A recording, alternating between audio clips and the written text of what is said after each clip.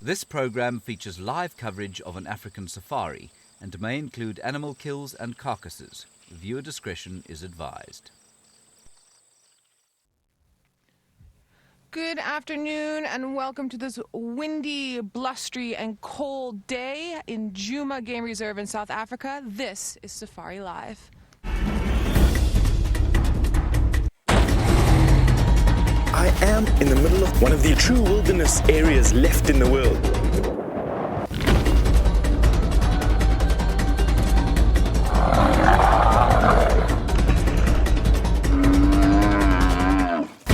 This is the most mind-blowing wildlife experience you could ever hope to have. You are live, you are live.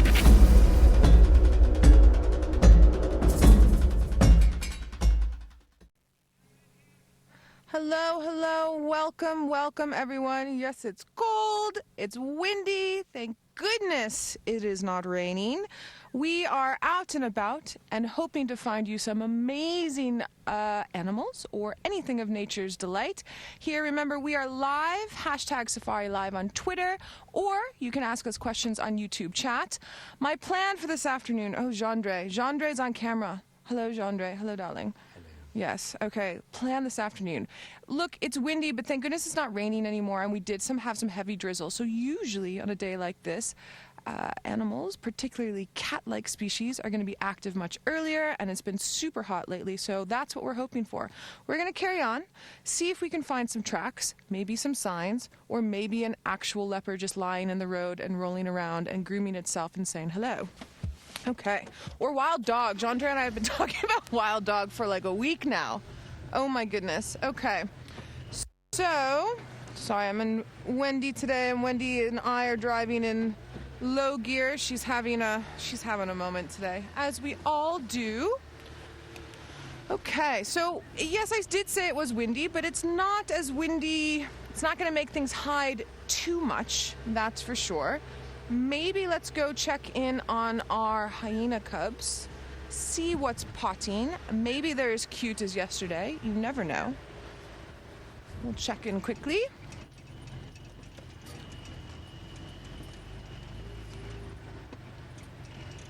All right, as we come in to check on our hyena cubs, Tristan is on the other side of the reserve wanting to say hello. Indeed. I can't even speak this afternoon, but indeed I do want to say hello. So it is a very, very, very warm welcome to a overcast, cloudy, cold Djuma Game Reserve. And as Noel mentioned, it's nice that it isn't raining this afternoon. She also mentioned that my name is Tristan, and on camera today I've got Senzo once again. There, the three fingers. Now Senzo, I'm not sure he knows, but he looks just like a movie character, which I'll get into shortly. But remember, we are live, we are interactive, and so if you agree with what I'm about to show you, then you can use hashtag Safari Live on Twitter or on the YouTube chat. Now, my cameraman is known to be very stylish at the best of times, but this afternoon his outfit is just absolutely perfect. For those of you that are into movies and have watched various movies and know of a movie called Cool Runnings, you might be familiar with a character called Sanka Coffee, who was a part of the bobsled team, the Jamaican bobsled team, and I feel like Senzo today epitomizes the Jamaican bobsled team when they arrived in Canada, and this is what Senzo is dressed as today. He didn't want to get out on the camera himself, but I just thought we would show this because it's absolutely priceless to me. He looks just like he's from the Jamaican bobsled team, and I had a good chuckle to myself this whole afternoon. So every time I look at the camera,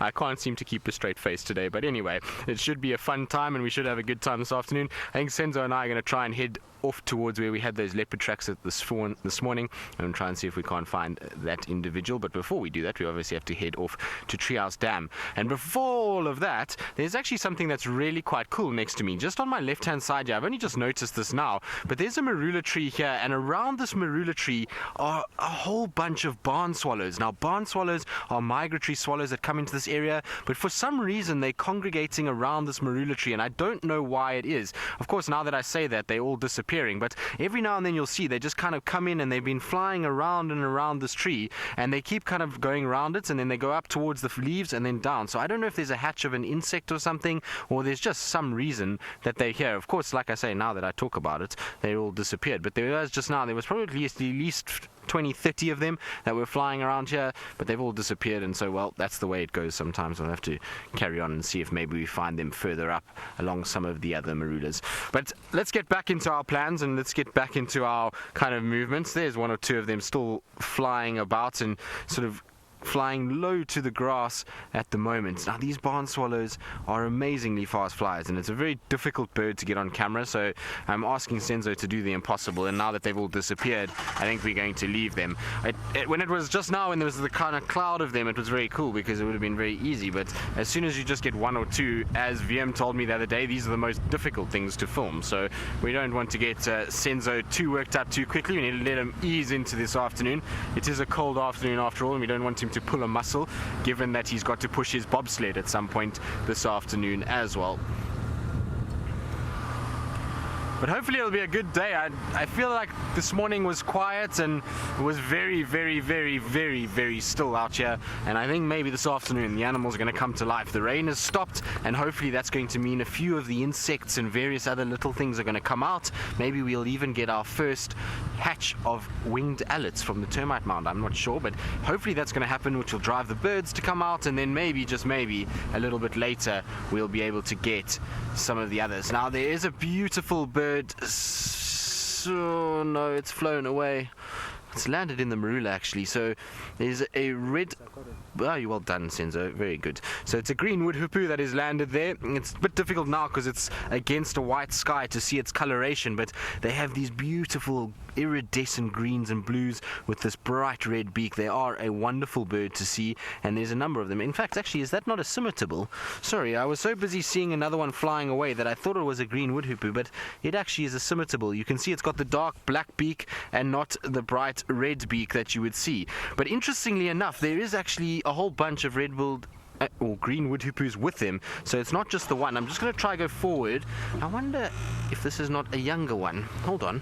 But there the rest of them are. Yes, it must be a juvenile. That's what it is. I thought it was a scimitable at first, but it is a juvenile. You can see it's got the dark beak, but it is in amongst the rest, and you see it's battling to fly a little bit. It's also trying to kind of find insects and do exactly like the rest of them do, and this is typical behavior from them. They'll fly from one tree to another, and they'll use that long curved beak to go into holes in the trees, and they go to specific trees that have a bit of bark missing, or there's a little bit of a crack you see in the bark like that, and that's where things like wood-boring beetles, spiders, sometimes scorpions, those kind of things will be hiding, and these guys with those long beaks are able to grab them. So it's just a young wood hoopoe instead of a scimitable, which is really cool to see.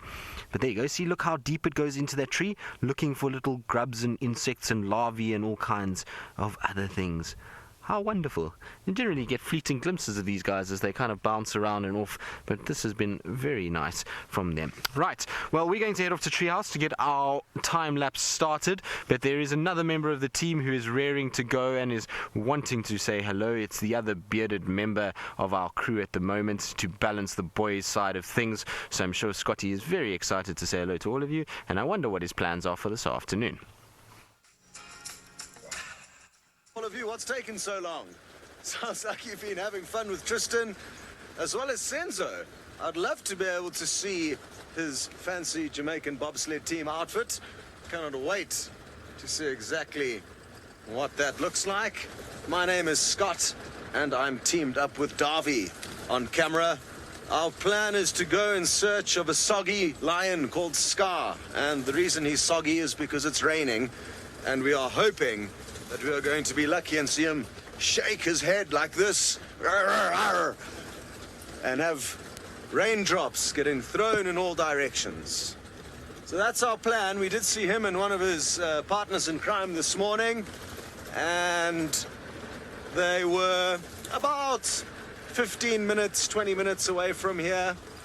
And the nice thing about going to a sighting that we know about in weather like this is that we can film through these little windows that we've cut into the rain flaps on the side of the car, and it becomes quite tricky to search out of this very, very small window.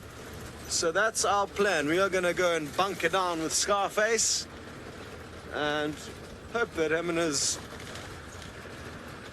coalition member get up to something. They appeared to be quite full-bellied this morning, so they may be lazy. but only time will tell, and that seems to be our best prospect at this stage. So those are our plans, and look forward to trying to get some decent photographs of him.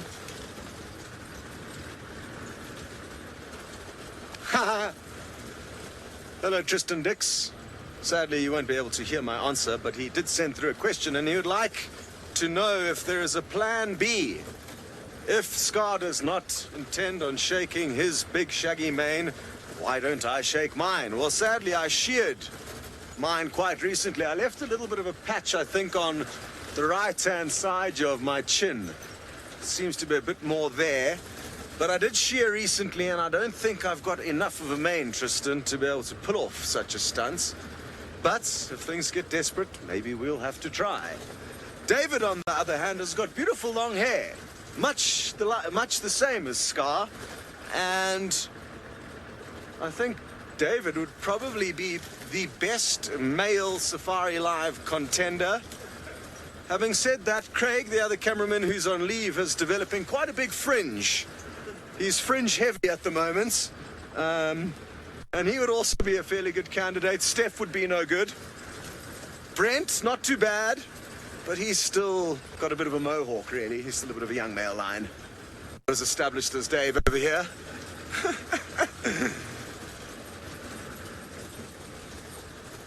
Good.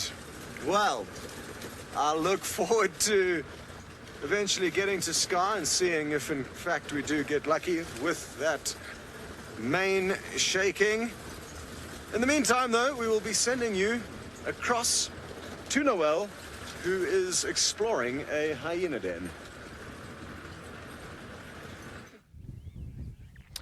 Welcome back, everybody. As you can see, our hyenas are not peeking their heads out because they are much smarter than we are, and they're hiding in home, cuddling with each other.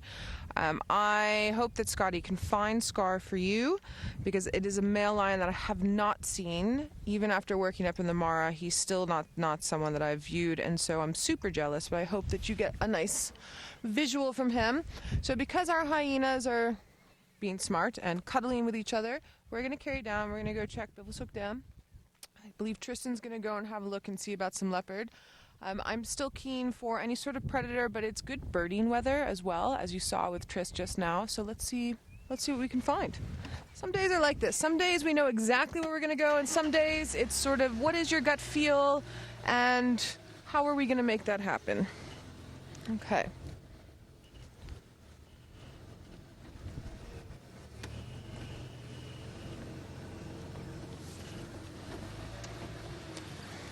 Are there any requests from any at home watching?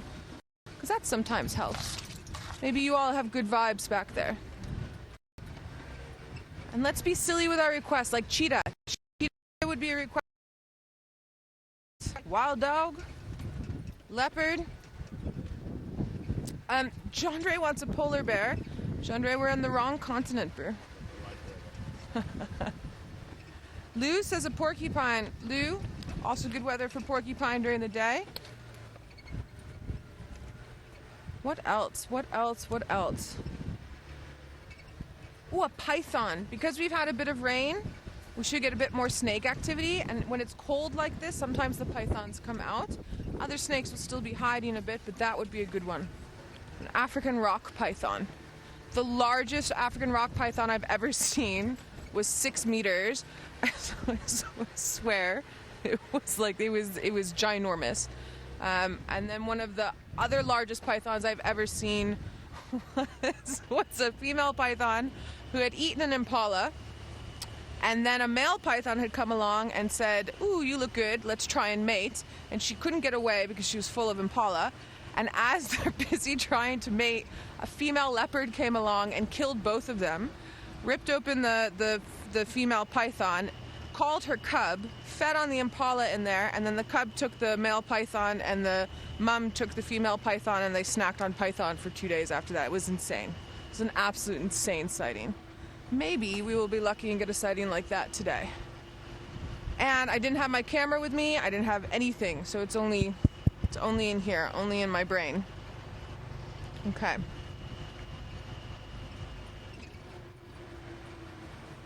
Let's check for tracks. Got some kudu tracks. So, as I was talking about earlier in the week, my friend has his assessment starting tomorrow. So we've been sending him through little bits of this and little bits of that. And then today he went out and was sending me through little bits of this and little bits of that. So I'm going to show you, and you all can let us know what you think are the answers to these questions. Okay. Gendre, is this okay or do you need it here? There we go. Okay, so this is number 1. All right. There's number 2. We can try some screenshots. There's 2 questions in this one. Here's number 3. And this one's a tricky one. Yeah, like that. You want to look at it like that. Is number 4. Okay, if we can zoom in on that one a little bit, Andre. Gendre, sorry, I don't know why I called you Andre. We actually need to be looking at this part here, everybody, just down there at the bottom. That is a dead giveaway. Alrighty, so those are the questions that he sent through to me. I think I got 3 out of 4 correct. And then told him he needs to put something in so I can see size comparison. He just laughed at me and told me to just guess anyway, which is fair enough, because one of the things that we talk about is you either know something or you don't. So while we are debating about what those tracks could be, we are going to head back to Tristan and see what he's found.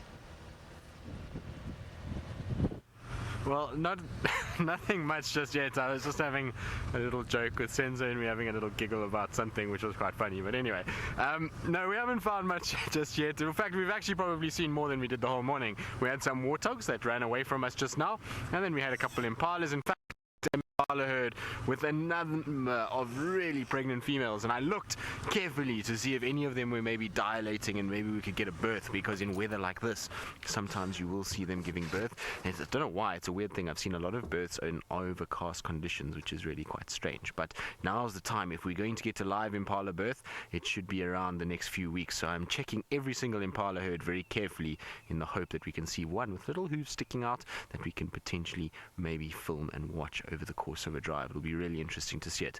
But before we get into impalas, you can see over there we have our vultures on their nest. Now that one looks like the little chick, so you can see it's gotten quite big now. It's difficult to tell the difference between adult and chick. I can't see nicely if it is. It looks like it because it's got quite a white fluffy head, although there does look like another bird on the nest itself. So battling to see which one is which these days. The chick has gotten much bigger and it looks just like an adult. Like I say, the other day I saw it. No, it's still on the nest itself. It's still got a bit more fluff on it than the adult on the right hand side. You can see there that head is still quite white and fluffy in comparison to the bird that is sitting out in the open. But this little chick, I'm sure, is having a cold day, so it's hunkered down and it's just resting. And this morning when we came past, literally it was even lower than that. I think it had kind of curled itself up to try and stay as warm as possible. And I wonder if one of the adults didn't come back with food. So maybe this adult, remember it's been an overcast night and was rainy this morning, so I'm sure somewhere along the line one of the large mammals died somewhere via maybe execution from lions or something like that, and potentially this vulture has already fed and come back now and is now just given some food to the chicken, is just resting. Also, the conditions today are not great for vultures to be flying. They would expend a massive amount of energy to fly in weather like this. It's cold, there's not too many thermals around, it's overcast. This morning was quite wet, so it would have taken quite some time for those feathers to have dried off, and so that's why you're probably finding a lot of birds of prey will actually be down on the trees like that this afternoon and not flying around like they normally are. But wonderful to keep the kind of progress of this. It's crazy to think that when we first saw this little chick, it was tiny and white and fluffy with no real wing structure to speak of, and now it's this kind of massive individual. Now, of course, like I say, the one on the right that we can see clearly is the adult, but the one on the left has still got a pretty well developed beak now. The head is pretty similar in size, and so I reckon, like I was saying the other day, that this chick, I think, is going to be making short flights within the next month. Maybe not hugely far, but from from tree to tree for a bit, and then you'll start to see it exercising those wings a little bit more. Riti, you're asking what size the chicks are now. Well, that chick there, if you look at the size of the head, I know it's really difficult to see in amongst the branches there, but you can see the back of the head is that white section close to the thick part of the tree in the middle there, and then as it goes to the right of the frame is where the beak goes. Now, the head and the beak is pretty much adult size. It really doesn't have to grow much more than that. So this bird, if it had to get up and sit next to its adult, I reckon it would be pretty much the same size. I don't think there'd be too much differentiation between the two of them. I did see the chick out of the nest the other day, just sitting on a branch like what that adult is doing now, and it was pretty similar in terms of size. So it's almost fully grown now. They really have gotten absolutely massive. It's nice to see, like I said, always when we can get to see successful chicks being raised by vultures, it's a happy day, because unfortunately vulture numbers are being sort of decreased at a rapid rate, and there's a number of birds that are being lost to all kinds of things, but mostly human interference, so electrical cables, poisoning of vultures, those kind of things,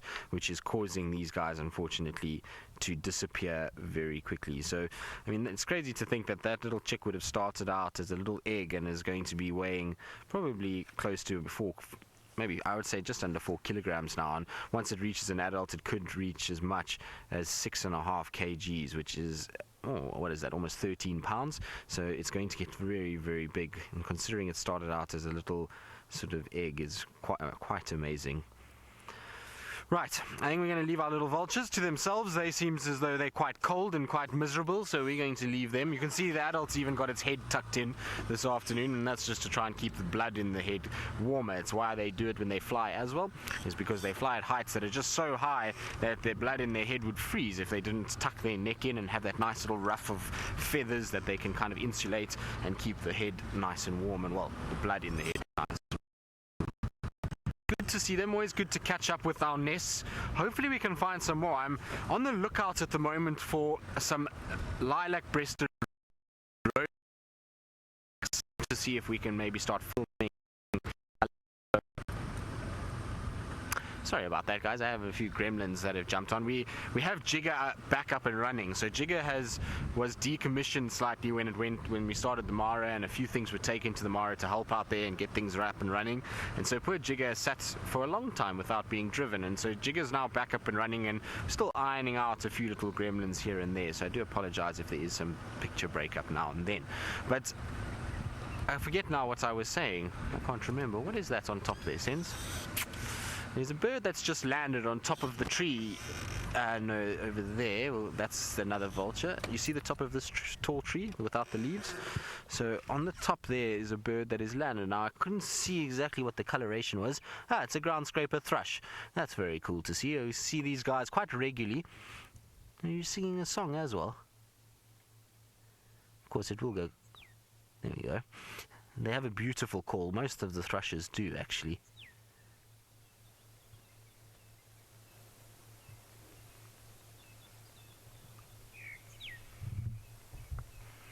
Louise has always got an eye for the drama, and she was saying to me that this looks like a lady who has been hurt by her boyfriend and has had mascara on and has been crying, and now the mascara has leaked all over her face.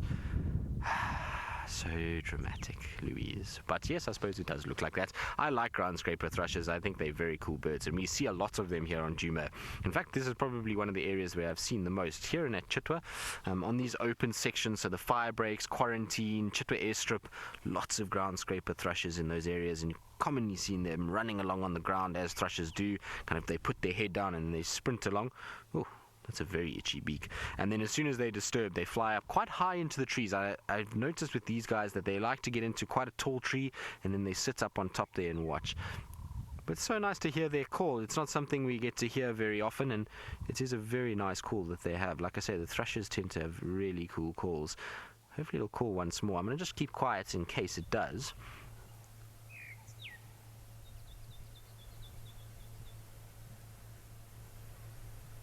Not very frequent in calling, is it? It could learn a thing or two from the monotonous larks. Anyway, nice to see though. Very cool. Lots of birds around, and it's a good time to be looking for birds. I wonder if I can find some more redback shrikes today, because I saw one this morning And I'm hoping that I can try and find some more, because that's a migratory bird, and I've still got to get a woodland kingfisher on camera, so I need to find one somewhere. I don't know who's next on the list. What's today, the 8th? I think Megan was on the 8th. Was it Megan on the 8th? I think so. So Megan will be very happy. Megan actually went on leave yesterday, and so she's in Cape Town. Oh, it was Ashley. Was not Megan and Ashley together? I seem to remember Megan and Ashley being together in this. Anyway, I might be wrong, but if it's Ashley, well, let's see. Maybe we can make it your lucky day and find a woodlands kingfisher for you this afternoon.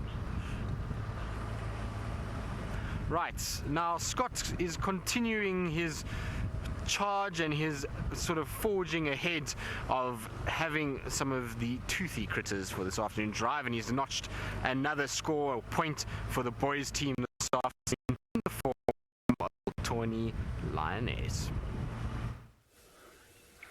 Well, we've got lucky and bumped into a she lion before we managed to find Soggy Scar, and we've just arrived on the scene.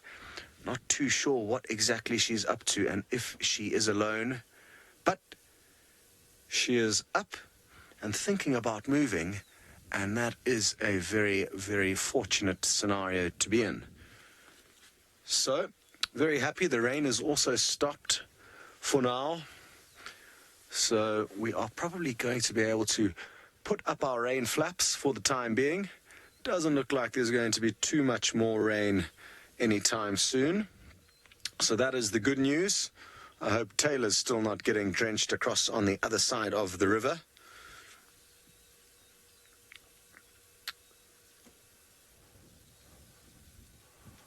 Wonderful. What would be great is if she reunited with some other Pride members. It's hard to say which Pride she's a part of. This area is a bit of a Bermuda Triangle of lions. We're not exactly sure of the composition and makeup of the lioness that we do see in this area. Or at least I'm not. Some people may think otherwise.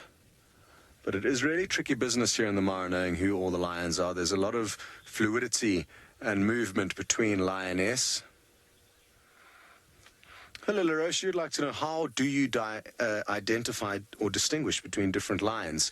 With a large amount of difficulty. They are one of the more tricky big cats to ID because they all look very similar and they don't really have unique spot patterns that we can tell apart like the leopard and the cheetah do. Having said that, I mean, leopard and cheetah are also difficult to identify. To a beginner, they all look the same. Also to just certain individuals like myself, they all kind of look the same. But you do get some people who have got this incredible ability to be able to spend some time working out who's who and doing homework, and then relatively easily being able to tell who is who. My girlfriend is one of those persons who is lucky enough to be able to ID leopards very well. Interestingly, she was actually walking through the camp that we were managing a few months ago in Samburu in central Kenya, and she noticed a leopard that looked very familiar. And she actually said immediately that it was Mvula. And the magazine had literally blown open onto that page. And she saw him, recognized him, read the article, and indeed it was Mvula. So that for me is ridiculous. I don't know how anyone could do that. I certainly wouldn't be able to. They all look pretty much the same to me. But you can, LaRoche, look at, notches in their ears, little scars on their faces. Some of them have quite telltale characteristics, but others do look very similar. Of course, in such a large ecosystem like the Maasai Mara, we have 80 times the size of land to traverse compared to poor old Tristan down on Juma. He's got 1/80th of the traverse as we do, which obviously then makes it a lot easier to get to know who all the individual animals that live on your area of traverse are. Be it the leopard and the lion. Not too many cheetah move through Juma, but even them, any territorial animals you can get to know.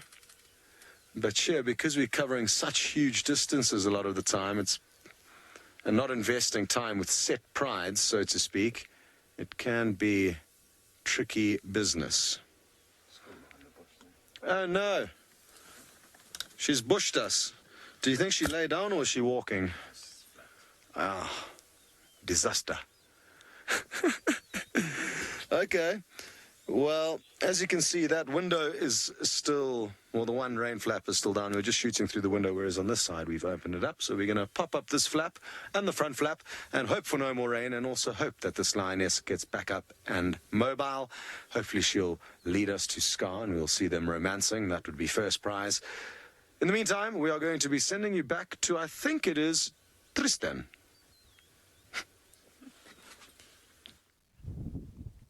Hello, welcome back. I also hope the rain stops for you, Scotty D. Our rain has stopped, thank goodness. It's still freezing cold. These kudu that we're busy having a gander at are finding nice little bits to eat in the thick bush. They tend to like the thicker bush anyway, but with this wind that's now starting to pick up, it had dropped earlier, now it's starting to pick up, they're going to really stick to their thick bush scenario. They are a very good example of a healthy ecosystem. So the kudus we just saw now, all looking extremely healthy. It is still dry for us. This rain is very welcome. I know that we keep saying, oh my goodness, it's rainy and cold. How horrible. But the rain is good. We need the rain. Our water table is still very low from last year's drought. But these kudu are looking very, very healthy. And the warthogs we've been seeing over the past few weeks also looking super healthy. They're the other ones that are a good indicator of a healthy or not healthy ecosystem. So as our kudus have disappeared into the thickets because the wind has picked up, we're going to carry on. We're still going towards Biffle's Hook Dam, to see what we can find there. It's not your typical afternoon where hopefully something would be drinking because it's very hot. We're just hoping that something is on the prowl and so therefore might be drinking there. Another thing to consider is that because of the rain this morning, anything that is territorial, leopard, lion, cheetah, rhino, anything that needs to spray urine to mark its territory is going to have to start remarking its territory because that rain has washed that scent away. All right, let's see what we can do. Might lose signal. Ahead of time if that happens.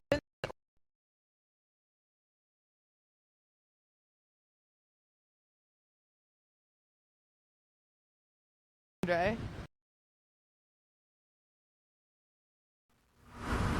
Now, unfortunately, Noelle's lost a bit of signal and there's a few gremlins, so I'm sure she will get into a tracking quiz later. Now, I've just come across the gold mine of tracks this afternoon because I have tracks for pretty much everything that I could think of on this little fire break. Now, none of them are actually particularly fresh, but they're still interesting to look at. So, since we've been talking about tracks this afternoon, on the right-hand side of the road, and if you see kind of going along the track itself, you'll see that there's little sort of pug marks that are in the amongst the tire marks. Now, that looks like for a female leopard. I'm just trying to actually see nicely because there were tracks for Hosanna in this area, but it looks like a female leopard track as well, which I imagine must be Shadow. Obviously we can never rule out Shongile, but I want to just check on the left. It looks like there might be a little cub track as well. Now these must be fairly fresh because yesterday Shadow and cub were seen on Vuyatela, and so I think they might be here. I want to just try and pull up alongside so I can show you why I say these are leopard tracks and not just some random track. There's also tracks for a male lion here, which I know from yesterday morning because I picked up his tracks not too far from here, but there we go. Now these tracks actually look like they were made this morning during the rain, which is quite exciting. Since did we drive here this morning? I don't know, I can't remember, but there we go. So they most definitely were made during the rain, which is great news. So the reason why I say that they were made during the rain, there's two major reasons that you can see this. Firstly, when it rains, the soil gets very, very wet and obviously it gets soaked in and there becomes this darkness that happens. When a cat then steps on it after the rain, it ends up getting a much darker sort of track into it. Also, if you look on the mud just on the edge of this track here, it's all cracked and falled away. So that was when it was wet. It's then as it's pushed pushed away. It's actually pulled with a little bit of the water and sort of cracked in that area, and then it's gone along. And if I look on this track here, there is no raindrops on top, and we know that the rain was still falling when we finished our drive. So I think this is on top of the rain from this morning, which is really fantastic news. Now, it looks like just a female leopard by itself. I can't see any sign of the cub in this area, so who it is, I'm not quite sure, but it's going to be very good to follow. Now, in terms of the male lion tracks, unfortunately, I drove here yesterday, and so I've squashed them all, but I did see one way back. I was hoping to find another one here just to give you a nice size difference between this female leopard and the male lion, but unfortunately, there's none that I can see. But these tracks are really very good and are worth following. There's a little bit of rain on top of them, but not really much at all, and so I think that these are tracks that we are going to definitely try and see where they lead to. The problem is we're right on our southern boundary, which means that they could potentially turn south into Little Gowrie. We know that Shadow and Cub was around here yesterday morning, and so she might have headed south, but let's give it a bash and see if we can find her. Hopefully we can. It'll be a nice way to start the day. Now, I've lost my microphone cable somewhere in all of this. Ah, there it is. Found it again. Otherwise, I'm not going to be able to hear Louise, and then she's going to shout at me because we can't do a show without the voices in our head to direct me. We all know that I'm a bit of a squirrel syndrome kind of guy. Well, Louise, I could hear you shouting if you shouted all the way from FC, because Louise is asking if she's shouting at me, how would I hear her if I wasn't plugged in? But Louise's voice would travel. So Louise says she's not Brent. Well, yes, Louise, that is very true, and I do agree with all of that. Good news is no tracks going that way. Now let's just see where these tracks do go. Come on, Kitty, where are you?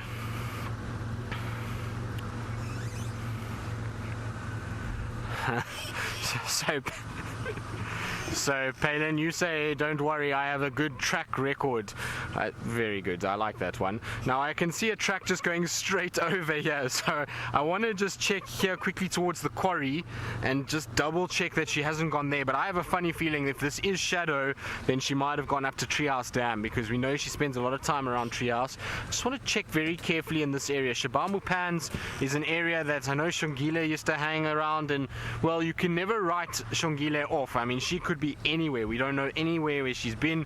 I haven't heard about her for a few weeks again now. Oh, whoopsie. It would be good if I didn't also stall the car, but you never know. She might be back in this area as well. It also could be, you know, any other female. There's this Ingrid Dam young female that's been hanging around on Arethusa. This is not far from where Arethusa is, and so potentially she could come this way. But I just want to check towards the quarry, because the quarry is a great place for leopards just to hide out, and we know that Hosana and Shongile, when they were younger, were areas where they used to spend a lot of time. So I want to double check there and make sure. Come on, Kitty, where are you? I don't see any further tracks down this road. It's not to say that there aren't. I haven't really been looking as well as I probably should be. No, nothing there. I think these go up to Treehouse Dam, if I'm honest. That's where I think these head to, but I just want to check in here. I've also got to keep remembering when I go down hills. Now, Louise, you're going to need to remind me about this, that I don't have brakes in Jigga. So when I go down hills, tell me so that I don't go too fast, because otherwise I'm going to end up causing a disservice to both myself and Senzo, and we don't want that. Right, so nothing in the quarry itself, which is okay. That's not bad news. I think this leopard has turned north. I think it's gone up towards Treehouse Dam. I'm going to just check Gowrie Main, because it's much easier for me to see tracks on Gowrie Main than it is on the Firebreak, because the Firebreak is a very narrow path. I can't really pull to the left to be able to scan the edge of the road, and it's not very soft here. It's not like it was back where we were just now. The substrate has changed a little bit. It's become a lot more kind of rocky and quartzy, and that makes it a little harder for me to be able to see what's going on. So much easier if I go onto the road itself. Also, the road has been graded recently, so any leopard that's crossed here or walked in this area, I'm going to pick it up immediately. Now, while I check around and just double check where these tracks go, all excited, and I've got to be in my bonnet now, let's go across to Taylor McCurdy, who seems to have notched one up for the ladies team this afternoon, and she's managed to find herself also a rather toothy critter to compete with these, and I'm sure it will be just as beautiful. Woohoo! Another one bites the dust. Oh, that's the Nkuhuma theme song. Wrong song. No, we found some lions. It's not the Nkuhumas, though, because we're still in Kenya. I don't know what pride of lions it is, but it seems to be quite a large pride of lions. There are some youngsters. I haven't quite worked out the dynamics just yet, but we'll eventually get there. We'll go and investigate and see who exactly we've got. Now, my name is Taylor, and on camera with me today is Manu, and I'm heavily distracted by a lion that's climbing a termite mound. Give me 2 seconds. Look at this, how cool this is.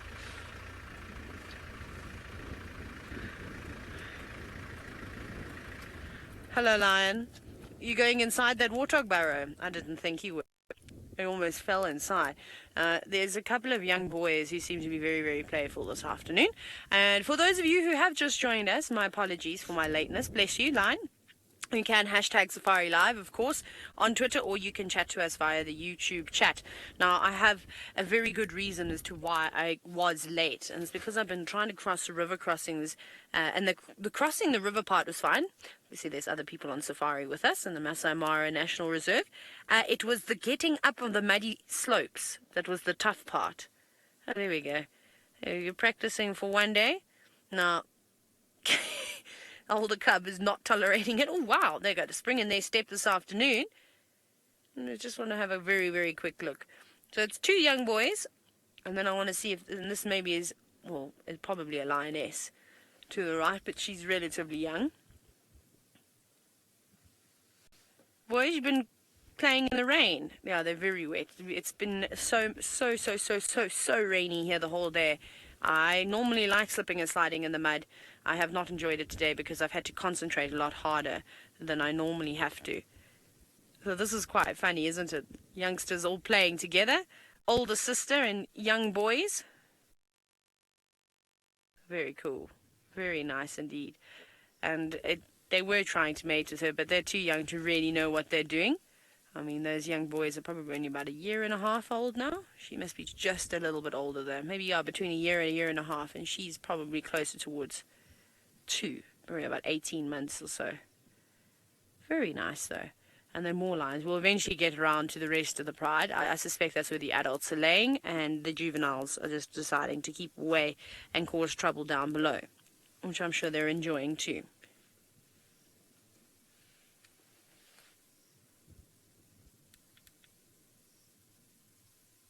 They're very interested in all the animals that are behind us, but they're very, very far away. There's abundance of Coke's hartebeest, there are wildebeest, there are buffalo, there are lots and lots of different things. Louise, I can hear you trying to talk to me, but I cannot copy you. Would you like to try WhatsApp? That seems to be my preferred way of communication these days when I cross the other side of the river, except when I drop my phone in the mud. No. I cannot hear you at all. I can just hear when the radio is being engaged, so I think you're going to have to communicate with me via a messenger of sorts. Nope, still can't hear you. I can just hear when the radio is being engaged. I'm not sure. Okay, well, I think I'm being asked to link away, so I'm just going to link to whoever it is. You might be lucky. I suppose it's a bit like a lucky packet. It could be Tristan, it could be Noel, it could be Scott. No, it wasn't. I don't think it was a link. I think it was a question. Because now I see, am I still live? Sorry.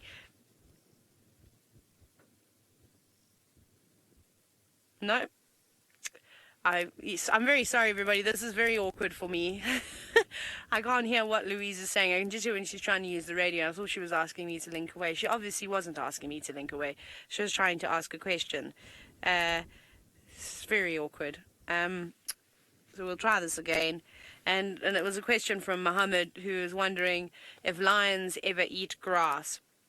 They do, I suppose, but not for the reasons that a zebra would eat grass. Not to try and digest it, but it's actually to do the complete opposite, to try and get rid of... What are you doing, little lion? To try and get rid of any excess hair that they've eaten, or perhaps if they're feeling unwell, it can help induce vomiting. So that's typically when they'll eat lime, but they're going to play again. And what are they doing? They look like they're rolling in something. I wonder what's been on the ground there. Often cats will roll in rhino dung, actually the most I've seen, and elephant dung. But they'll roll in buffalo dung, they'll roll in Egyptian goose feces. My dogs like to do that. Well, they used to like to do that. Just to sort of mask their scent. These guys are very, very playful this afternoon, though. And they've got relatively full bellies, so they must have eaten maybe last night. Perhaps even early this morning, just a little something. But hard to tell. Oh, she's very affectionate with them, isn't she? Oh, that's so precious. I love watching lions play. It's always so exciting. And just roll over. I'm just going to sit on top of you now. And she goes, I'm going to bite your bottom if you do that. This would be very fun if they went on a hunt. I'd actually really like to watch this pride hunting, just because of these three naughties. But we will eventually move around and we'll head up towards the rest of the pride to have a look, and then hopefully we'll get some better signal once we do that. We just got a couple of cars joining us in the sighting now. Ah, Kristen, you said that we should use smoke signals. With this wind, it might just blow the smoke away, and also the rain, so the wood's going to be all wet, so it's going to be difficult for me to make any type of fire. But we'll give it a bash, Kristen, and I'll let you know if Louise manages to see my smoke signals all the way from South Africa. But, and speaking of South Africa, it seems as though Noelle is off to a great start this afternoon. She hasn't got any cats just yet, but she's got some hippo and geese. Welcome back, everyone. Thanks, Taylor. I'm glad you've got some cats up there, because yes, our cats are giving us problems, but there's more to the bush than cats. So our hippo is doing exactly what he should be doing on a cold day like this, which is submerging himself as best as possible. That water is going to be much, much warmer than the air outside.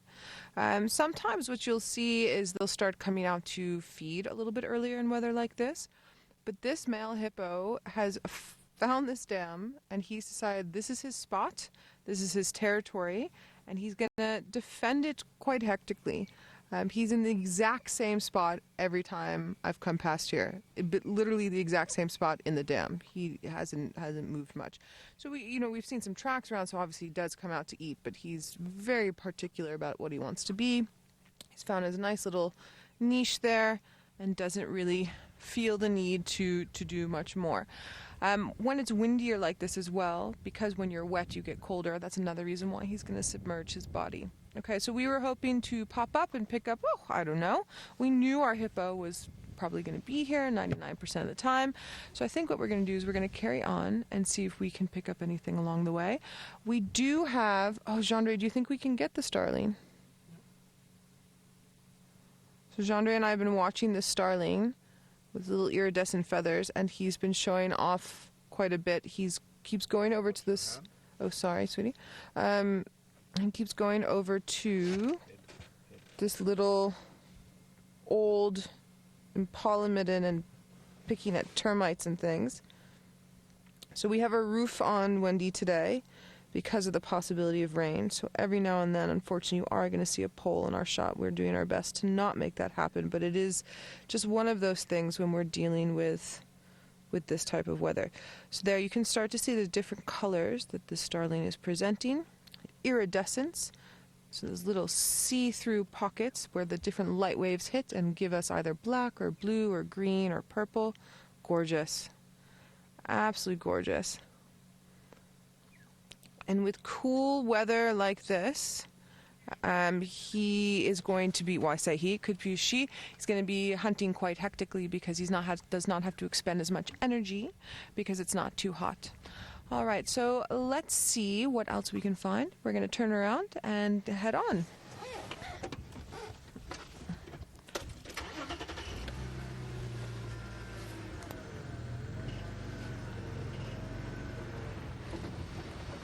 All right, we're going to head back over to Tristan and see how it's going with his tracking with his leopard. Well, I checked Treehouse Dam and no sign of this leopard coming out, but since I was busy tracking and things like that, I then got an update that somebody saw a leopard not too far from where we are now, and I would imagine it must be the same leopard that we're talking about. So I'm just trying to quickly rush into that area. It was seen by a guest vehicle, so it wasn't seen by any of the guides, and so it was about, I believe, what I was about 45 minutes ago, sitting on top of a termite mound, so I'm just trying to get there. Also, I have no idea where on this area and who. It might be that it's Hosanna. It sounds like it's very, very close to the Mulawati, so it could be Hosanna, it could be Shadow, it could be Tamba, it could be Tandi. It's very difficult to know, even Shongile, like we say. So it could be any of those individuals, and we're just going to try and get into that area as quick as we can, because I worry when we've been tracking an animal all the way along the fire break that if it is one of the girls, it's very possible they could go into Lilgari, and if it's one of the boys, well, we know also that they like to move into Lilgari too. So we want to just try and get into that area as quick as I can, because at the end of the day, I don't want a situation where this leopard goes south before we get there. So I'm pretty sure, I think it's the same leopard. The tracks look like they head in this direction. Hopefully this leopard hasn't to just go over the road quickly. Obviously it could have very easily, and I hope that Jigger is going to hold signal as we go down towards the Twin Dams area, because sometimes we lose signal down towards that area. But let's try and see how we go. I'm hoping that it's going to be okay, and that we'll find a situation where the signal will stay with us. Guys, if my eyes are watering when we drive down this road, and with this cold dry wind, this cold wind, and trying to kind of keep my eyes open, staring, is making my eyes promise or anything's wrong with me. It's just the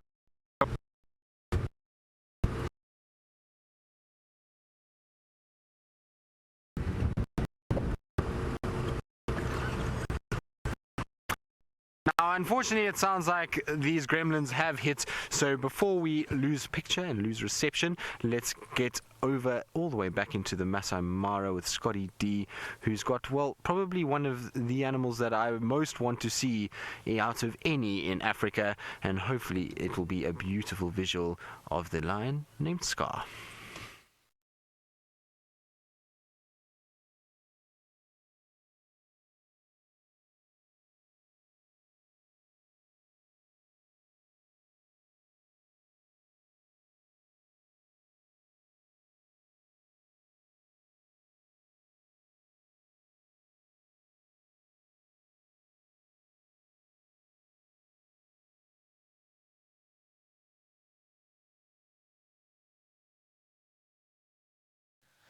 Hello, everyone. So sorry about that. Gremlins. As you know, it does happen, and especially with crazy weather, they happen a little bit more, so please excuse us. Okay, so I believe that Tristan has heard something about a leopard and is rushing off.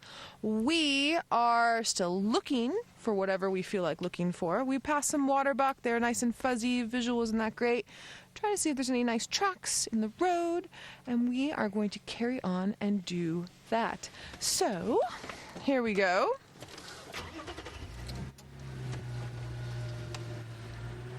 Oh, Wendy, and your low range.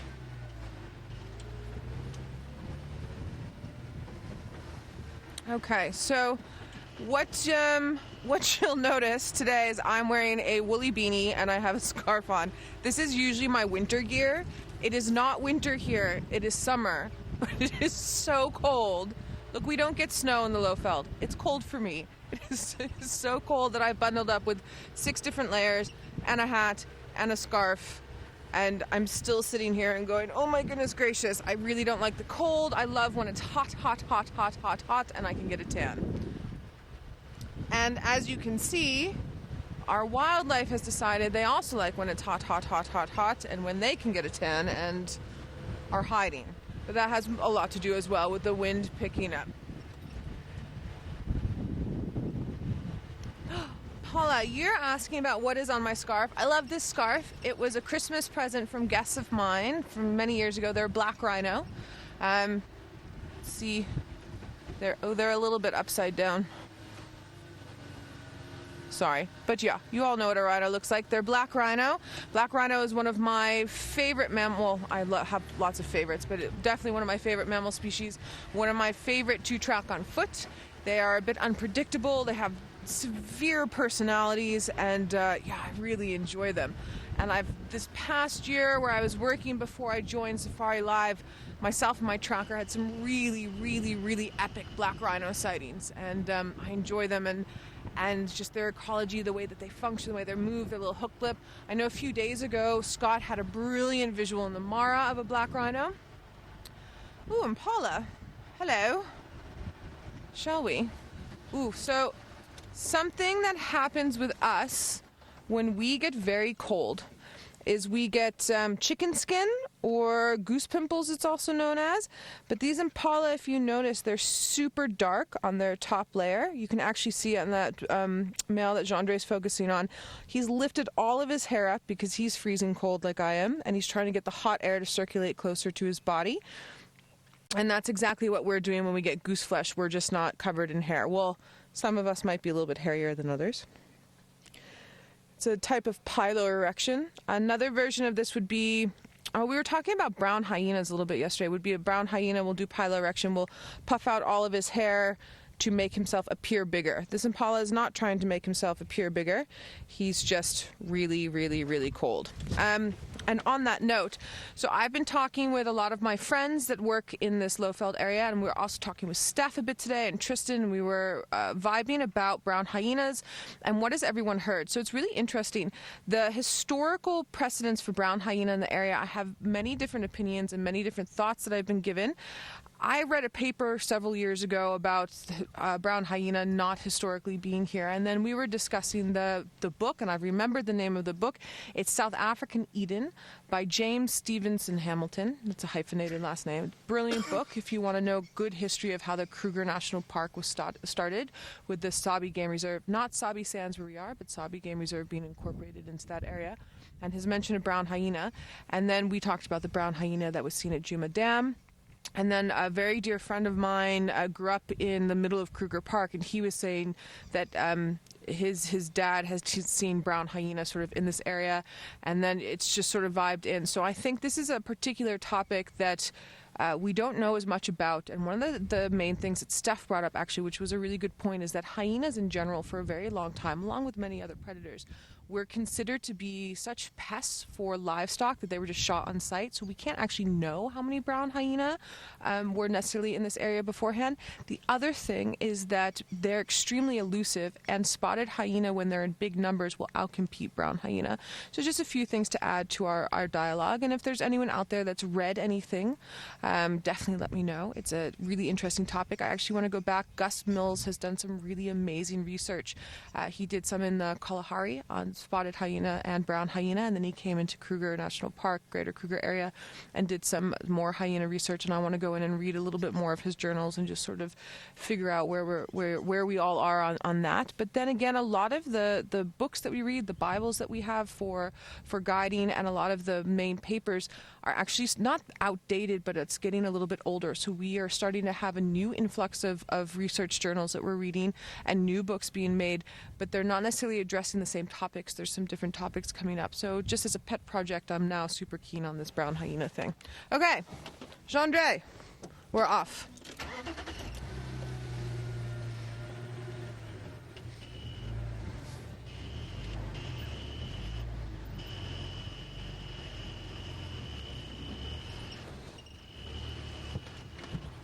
All right, Rocky, you made some guesses at the photos that my friend sent me to quiz me today while he was quizzing himself. So, Rocky, good guesses. Number one, I don't have an answer for. There is a burrowing type of insect that is in there, and my friend hasn't given me the answer, and I actually need to ponder it a little bit, so that was a super cheeky one to give everybody.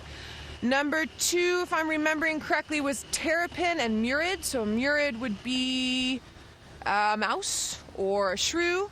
Number three is a mongoose. It's a banded mongoose, I believe. And then number four is actually a spotted hyena that slipped in the mud. But great guesses. They're difficult photos. And also remember, my friend didn't give us a size comparison, so it's a little bit harder. But yeah, well done. Very well done.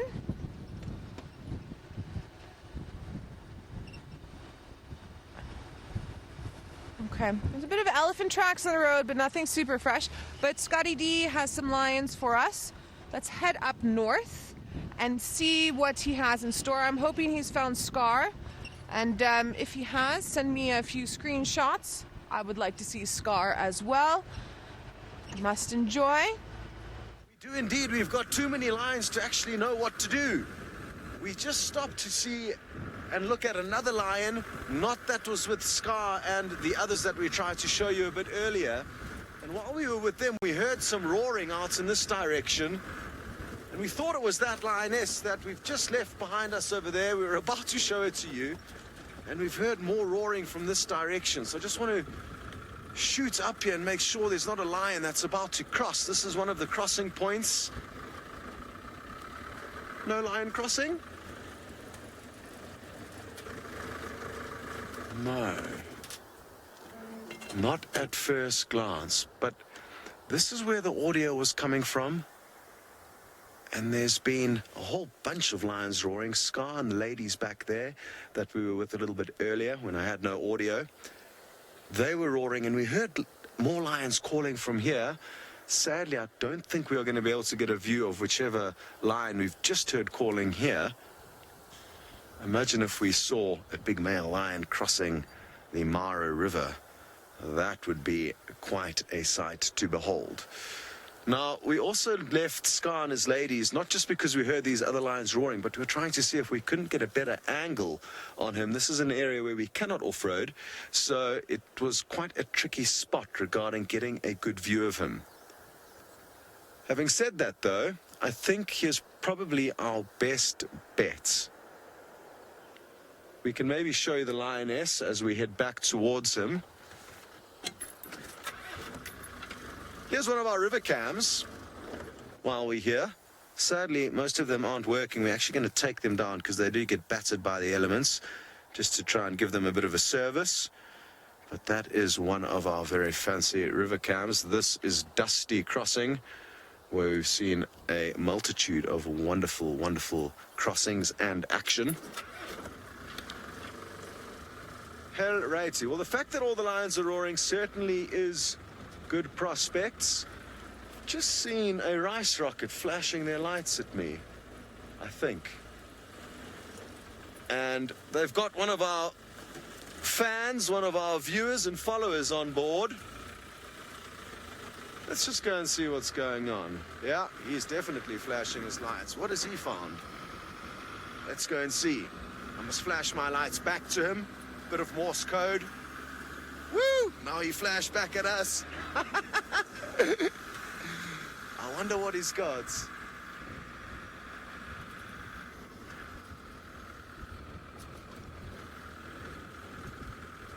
To be honest, my hearing's so terrible, maybe that is the other lion we heard roaring. Oh no!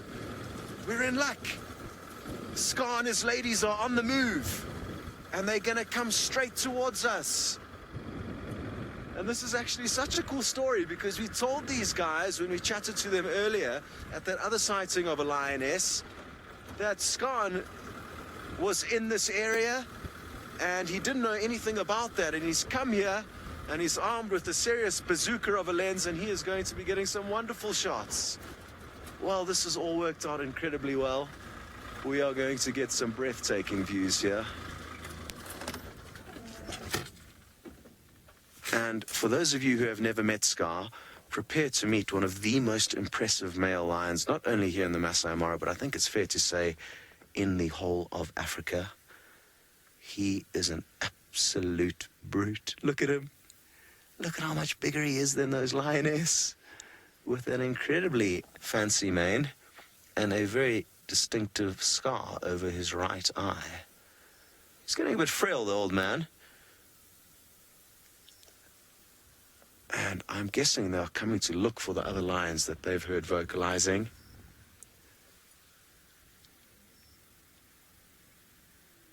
Now, I can hear the other lion calling again very faintly. There's no ways you'll be able to hear, but let's see if they don't respond to it. There's a strong chance they might. They're busy calculating, assessing.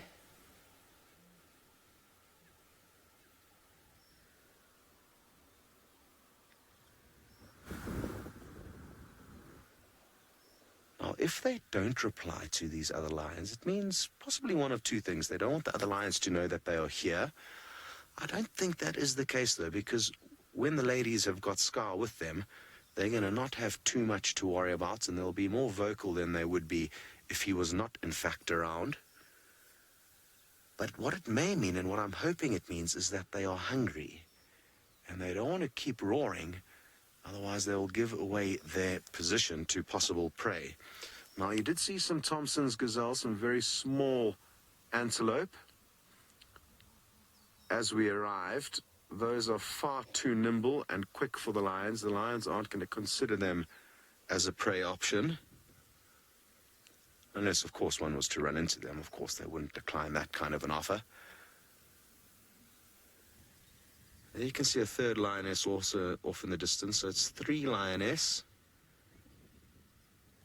at least, together with Scar. Oh no, there's another 3 actually. There's 3 actually to the right of him, it looks like. So a total of 4 lions plus Scar. All of which look to be lioness. I'm not sure if the one on the far right is possibly a young male. Yeah, that's looking like a young male to me. You can see a bit of a blonde mane beginning to develop. Hello, C-Mac.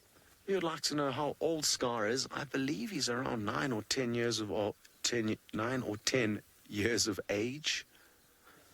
But I could be wrong. I'm not good with these kinds of stats. But he is definitely coming towards the end of his reign. And who knows? I mean, if a strong coalition comes in his fairly frail state, we may not even see him in the next migration series. So every sighting we have with him, we should be grateful, because he is not going to be around forever. As impressive as he looks, he's been in quite a few big fights, and he's sustained some serious injuries along the way. Let's have a quick look at the others. Oh no, here they come. There we go.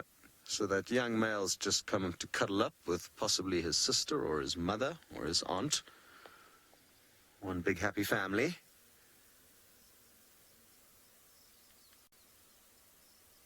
I'm quite interested by the fact that they've moved and then just plonked themselves down here, plus the fact that there are these other lions roaring. I'm not too sure how to piece together this whole puzzle. Sadly, their calls don't really provide us with information as to what they're saying. All we know is that they're talking to one another. We have no idea of what exactly their discussions are about.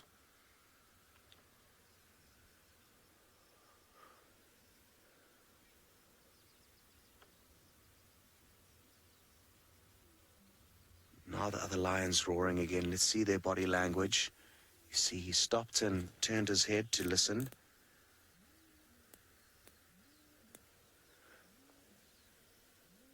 Please call back. They were calling earlier, which is also interesting. But now they're not.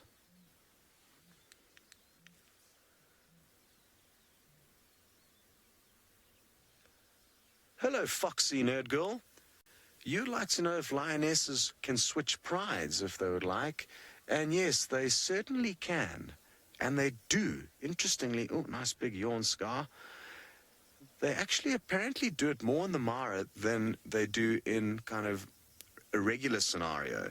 So ordinarily, lioness will stick to their natal pride. So young daughters will stay with their mothers and aunts, and their pride will grow and decline as the years pass by, just depending on luck. Whether youngsters make it, whether there's a lot of boys born to litters compared to girls. But here in the Mara, there's a lot of splitting and chopping and changing of lioness, starting their own prides, fragmenting, which is certainly not the norm. Now you can see they've turned their heads considerably further off to the right than before, and that's another lion that they're listening to calling. So there's definitely 3 different sets of lions, almost creating a bit of a triangle.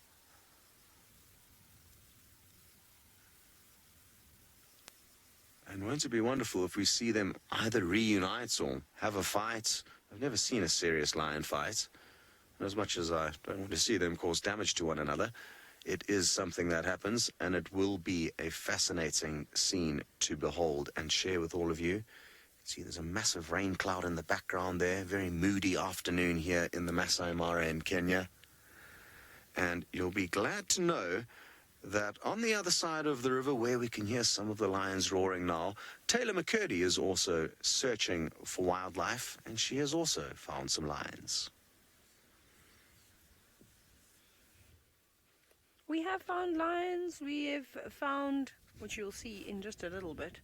Well, firstly, we've got the prey that the lion wants to eat in the form of zebra. But we've got a young lioness all on her own. I actually have lots of catching up to do with all of you because so many things have happened this afternoon. So we've got this young lass who's sitting on a she's sort of sitting landmines at the moment in terms of rocks, which makes it very difficult for us to navigate around, which is not ideal. However, the zebra have spotted her because she's just sitting out in the open. She hasn't really got much cover at all. And they stared at her, and now they were moving away. And she didn't seem too keen to make a move at all. But she's a young lass. Now, just quickly with the pride lions we had a little while ago, that unfortunately was in a not-so-great signal area. I think it may have been the Paradise Pride. Because as we came up and over the incline, I could see Serena. And I think we were on Paradise Plains. In fact, I haven't really driven those areas, so I don't know this side very well. I don't know who this lioness is. We're probably about 3 miles away now, maybe even 4 miles away from the pride that we just had. So whether this girl's related to them, I'm uncertain. But there's no other cats in sight. It's just her. And she's only a few years old. She's beautiful though, and she's waking up. We do have, of course, a bit of a time limit today. We have to make sure we get out the park in time before the gate closes, which we are a fair distance away, so we won't be able to spend too much time with this girl, unfortunately. We have to continue with our sort of journey north, but it's just quite nice to sort of pop past and see all these cats. Now, I know we're looking at a lion, but I very quickly want to update you. For those of you that watched the Facebook Live earlier with Imani's 2 daughters, it was so exciting. Firstly, it was pouring with rain, so we couldn't really film very well. And we couldn't drive. We couldn't move. We were stuck in the same spot. Guess what? They ended up chasing warthogs, a mom with 3 little piglets. So that's what they were looking for. And for the whole time, they kept sticking their heads in shrubs. So I think they're also trying to chase out a scrub here. They were desperate for anything. They went racing on it. It was very, very far away and pouring with rain. And the funniest thing happened. The mom warthog turned around and chased all the cheetah. It was hysterical. So they missed the 2 piglets. Their hunting skills were not up there with an adult cheetah. They've still got a lot to learn, I'm afraid. And they almost got a hiding from a warthog as well. But luckily, both of them got out unscathed. And then Malika and Sons also walked past on the tree line, but neither of the parties saw one another. So there was no interaction whatsoever. Malika apparently crossed the Talek River and went further east. So there's my update for you. Now, this lass, I can't see if she's had a meal recently. We'll have to wait till she stands up. Like I said, it's going to be tricky to try and follow her, and we won't be able to stay with her for particularly long. I wonder, does anyone have any idea as to who this lioness could be? We are north of that pride, which I suspect is the Paradise Pride. It must be. Well, I suppose it doesn't have to be. I just don't know the lions very well in this area. Let me see if I spotted something else. No, it's just the zebra moving around. But she's a beautiful girl.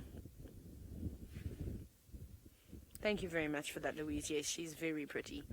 She's a stunning girl. I suppose that's just because she's quite young, so she hasn't got any scars. Has a big yawn. Nice white teeth. Very pink nose. She's very light in colour as well. She's not a very dark lioness. I don't know why you're all on your own. But she's beautiful. Okay, well, very sadly, we're going to have to leave this girl and carry on with our venture, but who knows, maybe we're going to find some more lions. I'm a bit too scared to go and drive around the marsh after the roads that I've had to drive with the amount of rain we've had already that sends shivers down my spine. However, we're going to go back.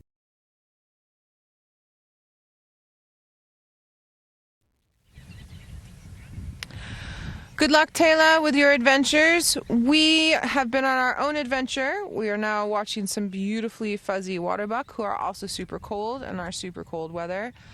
But they were not the highlight we wanted to show. The highlight we wanted to show was cute little Hasana, who 2 minutes before we arrived here decided to go over to Little Gallery. So unfortunately we won't be able to look at him, but maybe he'll be nice and come back. You don't know. Maybe we'll find our own leopard. You never know. So we're going to stick at the dam for a little bit. I cannot see our little baby hippo just yet, but we will have a look around. So what we can see again are the water bucks. We've got some beautiful red-billed buffalo weaver's nests in the tree there. What else do we have here, Gendre? We've got some guinea fowl. We haven't really talked about guinea fowl recently. So guinea fowl or bush chickens, my favorite thing about guinea fowl is the collective noun. The collective noun for a guinea fowl is a confusion of guinea fowl. It says everything you need to know about a guinea fowl. So yes, exactly. Louise says it's the ideal collective noun. I agree. The other collective noun is a rasp, but I'm chucking that one out. Confusion of guinea fowl fits perfectly. So again, it's cooler weather. Insects are very active right now, so they get to spend a lot of time eating, and they're also going to eat a bit of grass seeds. All right, I think, there we go again. They're little blue heads. So these are helmeted guinea fowl. When I was in Mozambique recently, we saw some crested guinea fowl. It's only the second time that I've seen a crested guinea fowl. While we're just busy watching this helmeted, let me just see if I can find a cresty for you in here. Cresties are prettier, but not in the book. So here we go.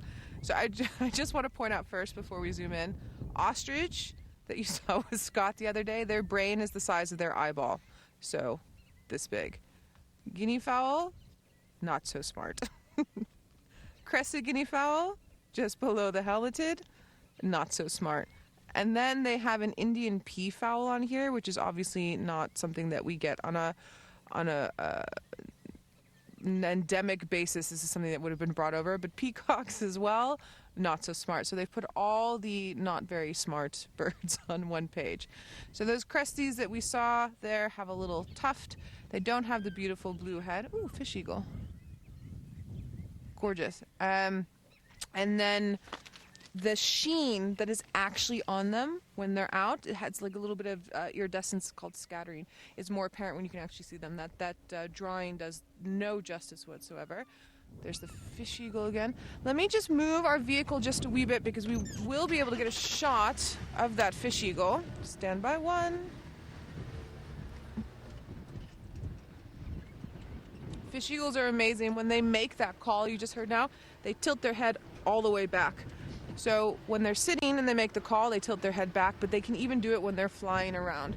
So one of the local names for a fish eagle is Nkwazi. Nkwazi is also the name of the president of South Africa's airplane, as a random fact for the day. Oh, there's two fish eagles. Lovely. I know I'm singing a lot today. It's the cold. It's keeping me warm to sing to myself. I am tone deaf. Poor Gendre has to listen to my tone deafness singing the whole time. All right, there we go. Most likely, let me put my binos on before I open my mouth, but I'm going to say male and female because I'm not seeing any juvenile color. So the one on the left-hand side, you can actually see is bigger than the one that just flew away. And that will be the female. The male is smaller. I have heard people say that you can see male or female from the type of bib and how far the bib goes down. I've never been able to see that myself. What I would like to do is I want to stick with this female and see if maybe she'll call again for us so that you can see that head tilting back. Notice as well, we've got a really nice shot here. You can actually see the hook at the end of her beak. And then a fish eagle is not a true eagle. A true eagle has to have feathers that go all the way down the legs. Fish eagles' feathers stop midway down the thigh, and that's because their main prey is fish that's in the water. So if they had feathers all the way down the legs, when they go to dive in and grab the fish with their talons, then the feathers would get wet and possibly weigh themselves down. Whereas if they just have the scales on their legs, it's easier. Now, several years ago, I should say, I was doing a season up in South Luangwa National Park in Zambia, and I was sitting at a little pan area, and a fish eagle watched a yellow-billed stork catch a fish, went down, tried to steal the fish from the yellow-billed stork, but they had a little bit of a tug-of-war. So, I mean, a fish eagle comes down and then with its talons trying to grab something and then immediately go back up, but it sort of got stuck in its movement. It ended up winning, but it was a really spectacular display. I've also seen a fish eagle grab a fish and have a crocodile try and grab the fish at the same time and actually pull the fish eagle down. In that particular instance, the fish eagle got away. Another time, the fish eagle didn't make it and the crocodile got the fish and the fish eagle itself. Look, there you can see that beak when it turns its head back around. Now notice where its eyes are placed. They're on the side of the head there. So when it's looking around, it's not necessarily looking directly in front. It's sort of looking to the side, which is why she keeps turning her head like that. Sort of down and to the side and down to the side. I don't know if you all have seen Jurassic Park, but the way that the raptors in Jurassic Park turn their head, and birds are descendants of or evolutionary from reptiles. It's a very similar, what's the word I'm looking for? Movement. And I just, for some reason, every time I see it, I just think of those raptors in Jurassic Park, because obviously humans weren't really around with the dinosaurs and we don't have any collective experience with seeing them. We have to rely on Steven Spielberg's magic.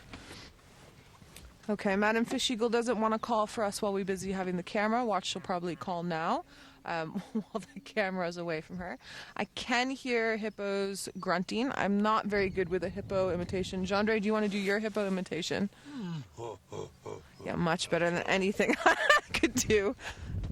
And there we have one hippo, one very cold hippo, similar to our other cold hippo that we saw. And then, let me just check quickly with my binos.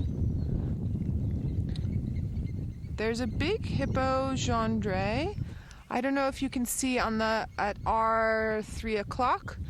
Oh, and then of course it's going back down into the water, but we might get a better view there. Lou, I'm so sorry, I did not hear what you were trying to say to me. The Game Drive channel was having a little bit of a moment. All right, I think there's another vehicle that's on the dam wall. We're going to let that vehicle go across, and then I think what we're going to do is we're going to go across the dam wall and try and reposition and see if we can get a better visual on those hippos that are over on... Oh, you've got them, Jean-Dre. Sorry, I was not looking at the monitor. I was talking... Oh, there's one of our little baby hippos. Thanks, Jean-Dre. And you can actually see the size... Look, I know we're on camera, so seeing the size of the hippo is difficult, but you can see the little tiny baby's head that's poking up there. So you can definitely see the size, the difference between the baby's head and the mum's head. Big mammals. Little oxpeckers climbing there. See that baby's next to that log in the water.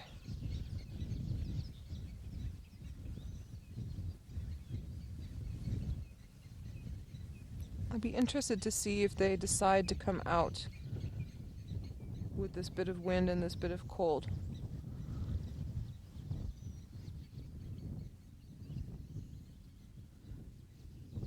She's doing... It's interesting, she keeps sort of... The mom keeps sort of standing up and then looking at the baby and then standing up and looking at the baby. So there's something potting there, but unfortunately I'm not quite sure what at the moment.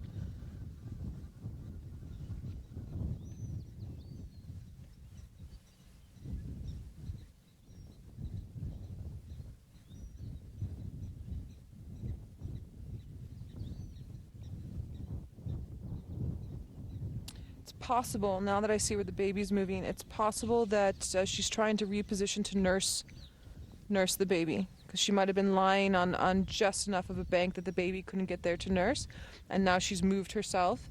The baby looked to have been to the other side, and so that's what I would say was happening there, is a bit of nursing, because remember, they mate underwater, they give birth underwater, and they nurse underwater as well. Okay.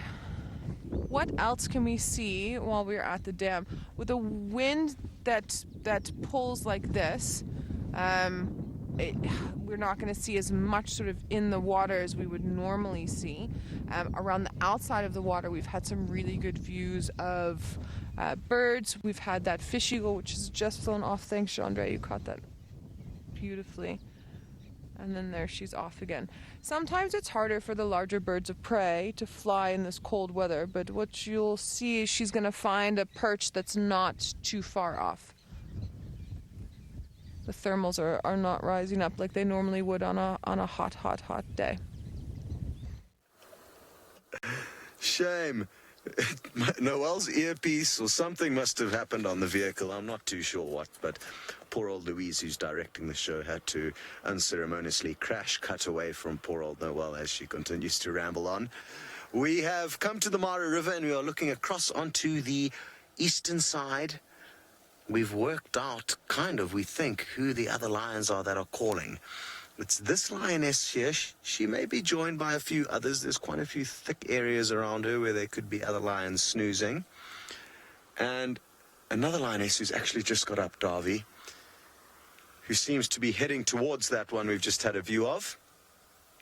Now, we got a brief glimpse of her earlier, and now she started moving, like I said, towards this other lioness. Not too sure. They're kind of playing hard to get. They've all been roaring, but nobody wants to actually get up and go and meet one another. So I'm happy that we've worked out what's going on here, how the trifecta of calls has kind of now been worked out. We're torn between sitting here in the hope that maybe these lionesses will cross the river to join the rest of their pride, or whether we should go and sit with Scar and those other three. And I'm kind of leaning towards Scar. But difficult to predict what is going to happen and when. Scar's probably, and the other three are probably about 500 meters away from here. So not too far. But I'm sure all of you, including Louise, who's directing the show, so it's best that I listen to her, would like to see Scar. So let's go back there. Very good. Very, very good.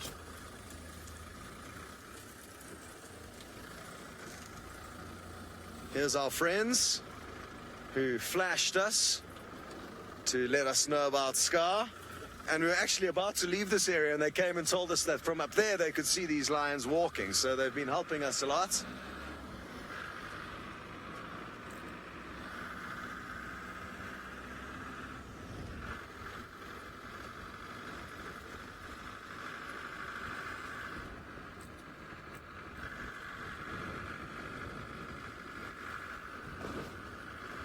So we've got some very, very good prospects here, because hopefully these lions are going to converge at some point. And hopefully they do it close to a road so we get some good views. Hello, young River, just 10 years of age. Wonderful to have you on safari with us. You would like to know how did Scar get that big scar across his eye? And I'm not sure exactly what happened, but I'm fairly certain it would have been fighting with other big male lions. He's also been torn up quite a few times on his legs where he's had big gaping wounds. So he's had a rough life, and it's most likely, like I say, that it was fighting with other boys. Sometimes, though, the girls also have to show the boys that they don't take any rubbish, and they also sometimes can fight with the males. So we cannot be certain, or I'm certainly not certain, how exactly he obtained that big scar. It has caused a lot of damage to his eye. I'm not even sure if he can see very well through his right eye.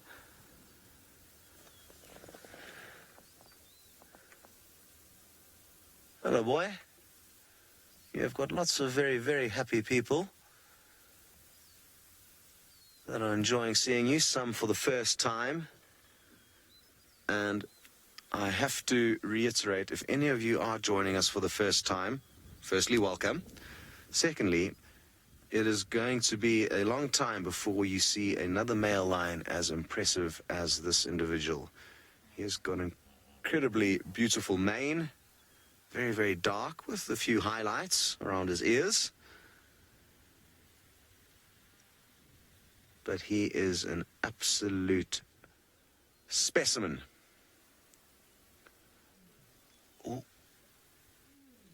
think the lioness off to the right are roaring, Davy.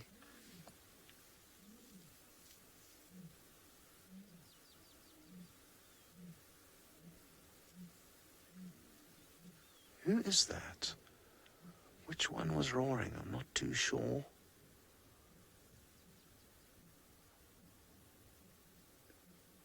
It's so deceptive. You see, I thought it was these lions, but I think there's actually possibly a fourth lion behind them.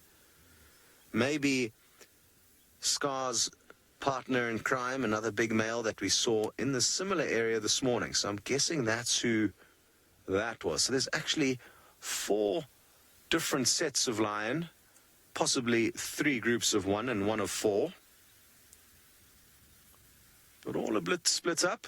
And it's not uncommon for lions to split up. They're not always together, even prides. They sometimes need a bit of distance, I guess, just to mix things up.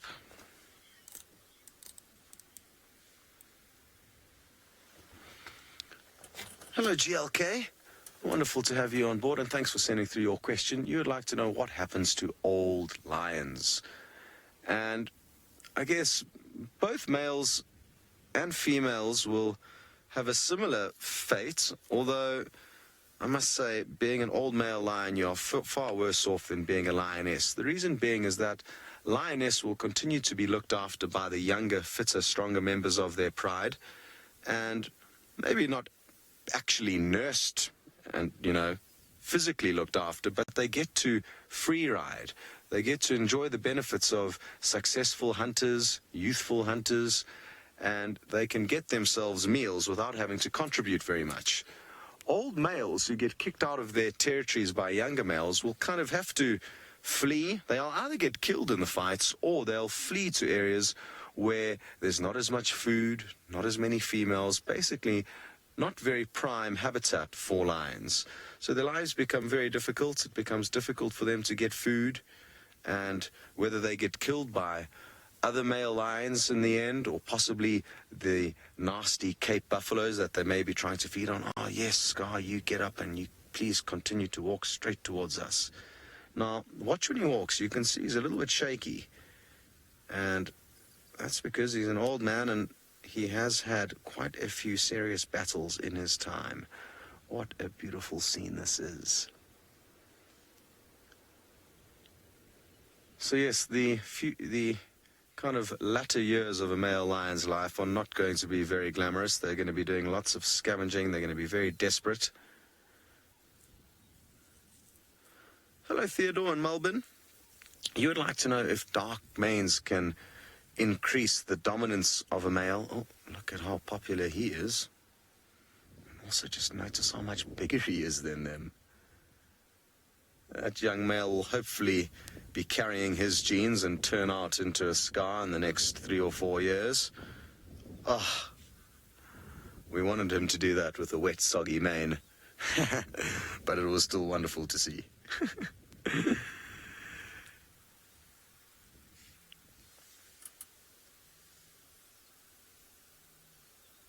Very good. Now I can hear other lions roaring again. And you can see them stopping and listening. Sorry, Theodore. Back to your question regarding dominance and dark manes. I don't think there's any direct correlation between a male lion with a dark mane having any more dominance over a male with a pale mane. What comes, what's more important is actually their physical strength. Their manes, yes, may appear impressive to the ladies, but what gets them the ladies is the fact that they are bigger and stronger than other male lions, and they can fight them off. Possibly a dark mane may be more intimidating to lions with paler manes, and therefore they will not even confront the darker manes, but I don't think that is the case. And having spent time with various males, not much time, but a lot of time with a bunch of different males in the Mara, some have got quite pale manes, yet they're still part of the powerful coalitions, and they're not necessarily any less dominant than those with the darker manes. You also get areas of Africa where the male lions hardly have even grow and develop manes. So a lot of it's more kind of genetic variance. that doesn't have necessarily a huge impact on who gets the ladies and who gets the big territories.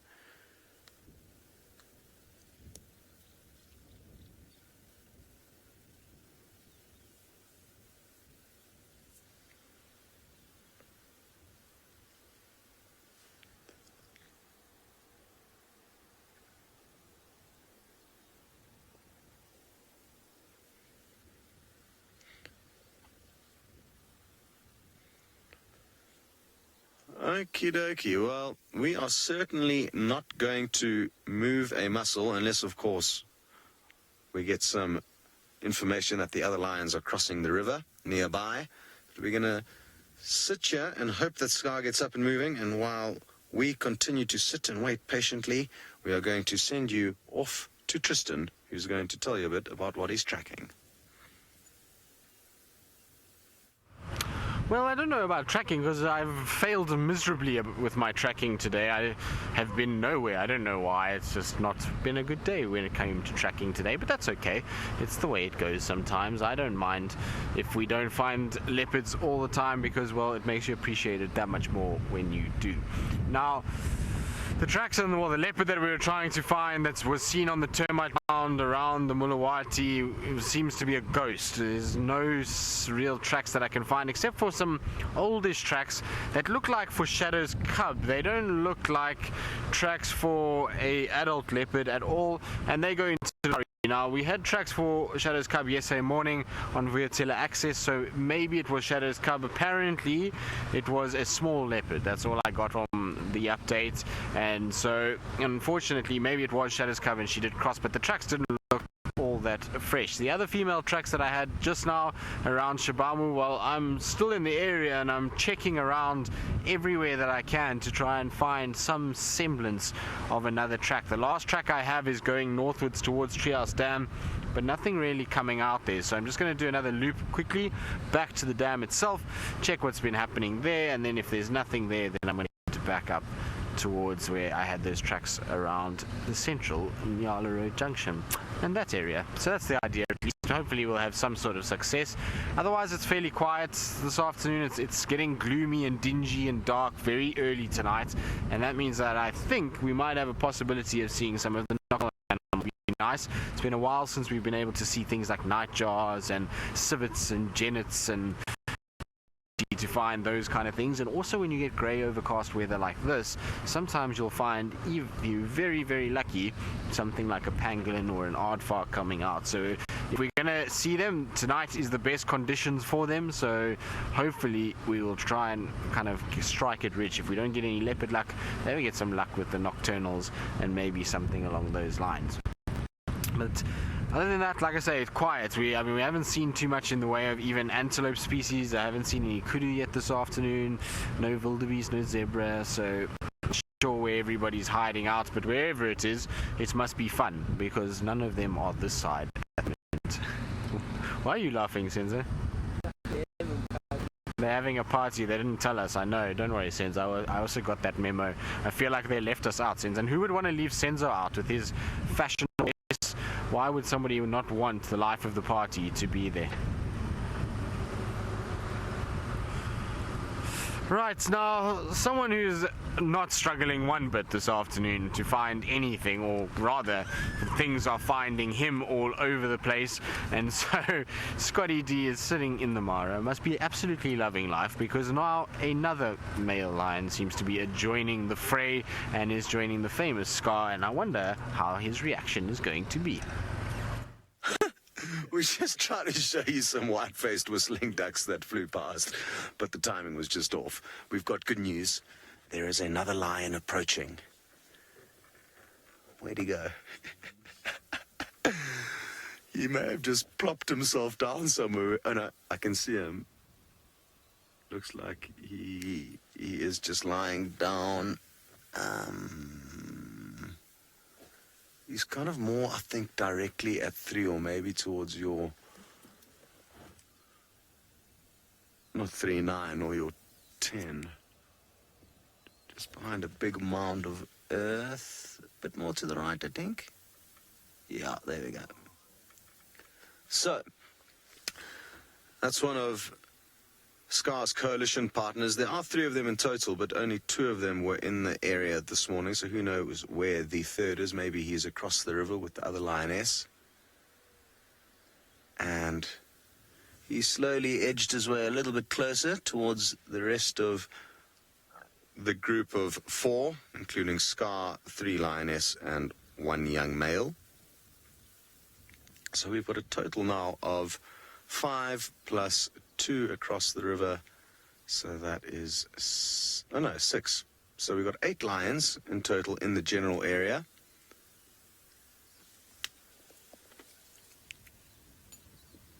And we've been very fortunate in that they've been quite active.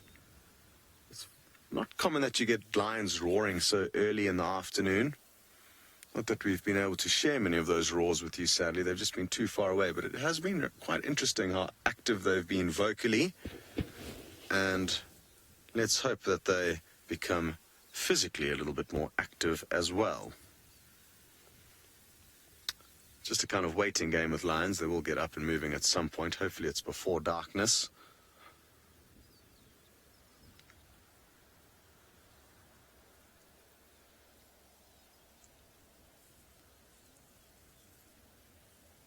Most wonderful. We've also been quite lucky that the weather's cleared up and hasn't been very rainy.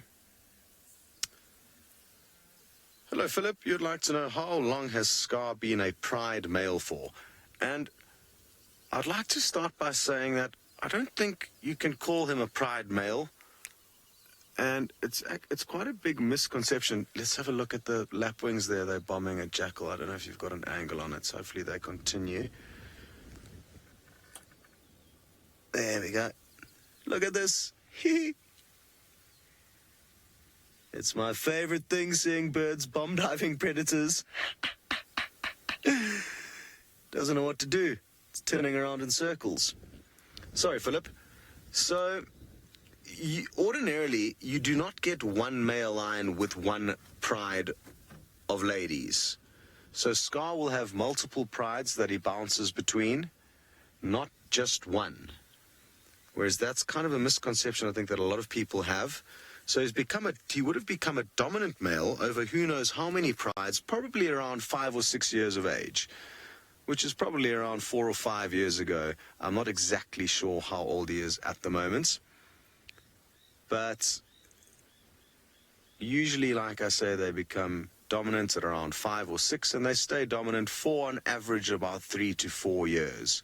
Anything longer than that's going to be a very good innings, but usually their period of actual dominance, when they are the king of the castle, is not very long, and that's because it's a high-intensity period of their life, and it often leaves them battered and bruised, no different to Scar, really.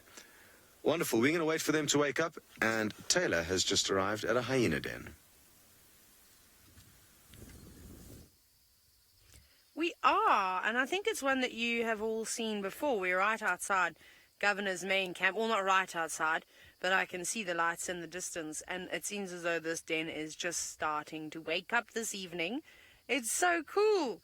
I haven't seen so many little ones before, and not too worried about the vehicles, although I suppose it being quite close to Governor's, I think their guides visit this den frequently, so have kindly habituated these very cute creatures. And now they're running. I just wanted to see they were making a bit of noise. It's always nice to hear the different types of vocalizations that come out of hyena. Lots of little ones, trying to count. There are some really, really small ones that are hiding away that are not quite comfortable to come out just yet. You just see their heads poking up every now and then, just down to the right. There we go. Those are very small. There's a lion roaring. That's what they're listening to.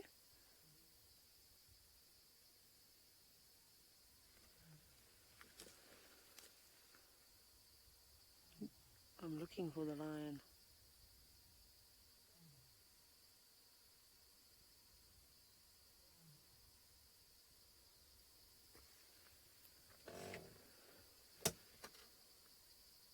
Where are you, kitty cat?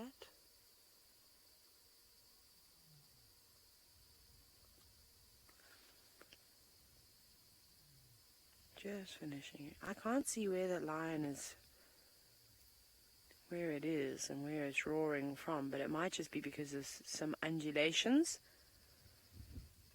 The little ones are very curious about that though. Just watching. This is so cool. It's always nice to see hyenas. I'm sure you're all very happy. I'm very happy, of course. Oh, then they've got some... Look, who's got a little treat? Who brought back what to the den? Oh, just don't be rude. Bring it out so we can see. There seems to be... There must be... I don't know what the adults would have brought back for them. There we go. They're all squabbling over it. Oh, the zebra. Part of a zebra, at least. Oh, like all the youngsters are going to chase each other around. It's going to be all fun and games now.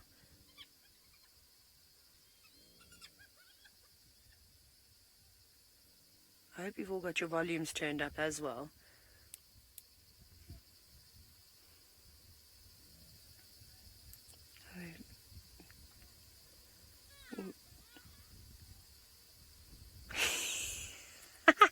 I love hyenas. They're so sort of brutal and honest with one another. They're like, no, I don't feel like it. You cannot suckle. Go away. There's no sort of umming and ahhing where lions, will keep going.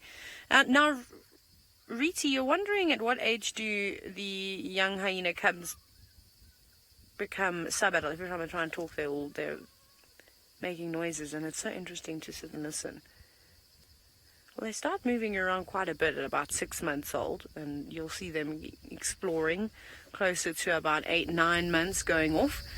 We actually just saw a hyena, and I was trying to figure out how old this one hyena was. That it was all on its own, and it looked to be maybe about a year and a half.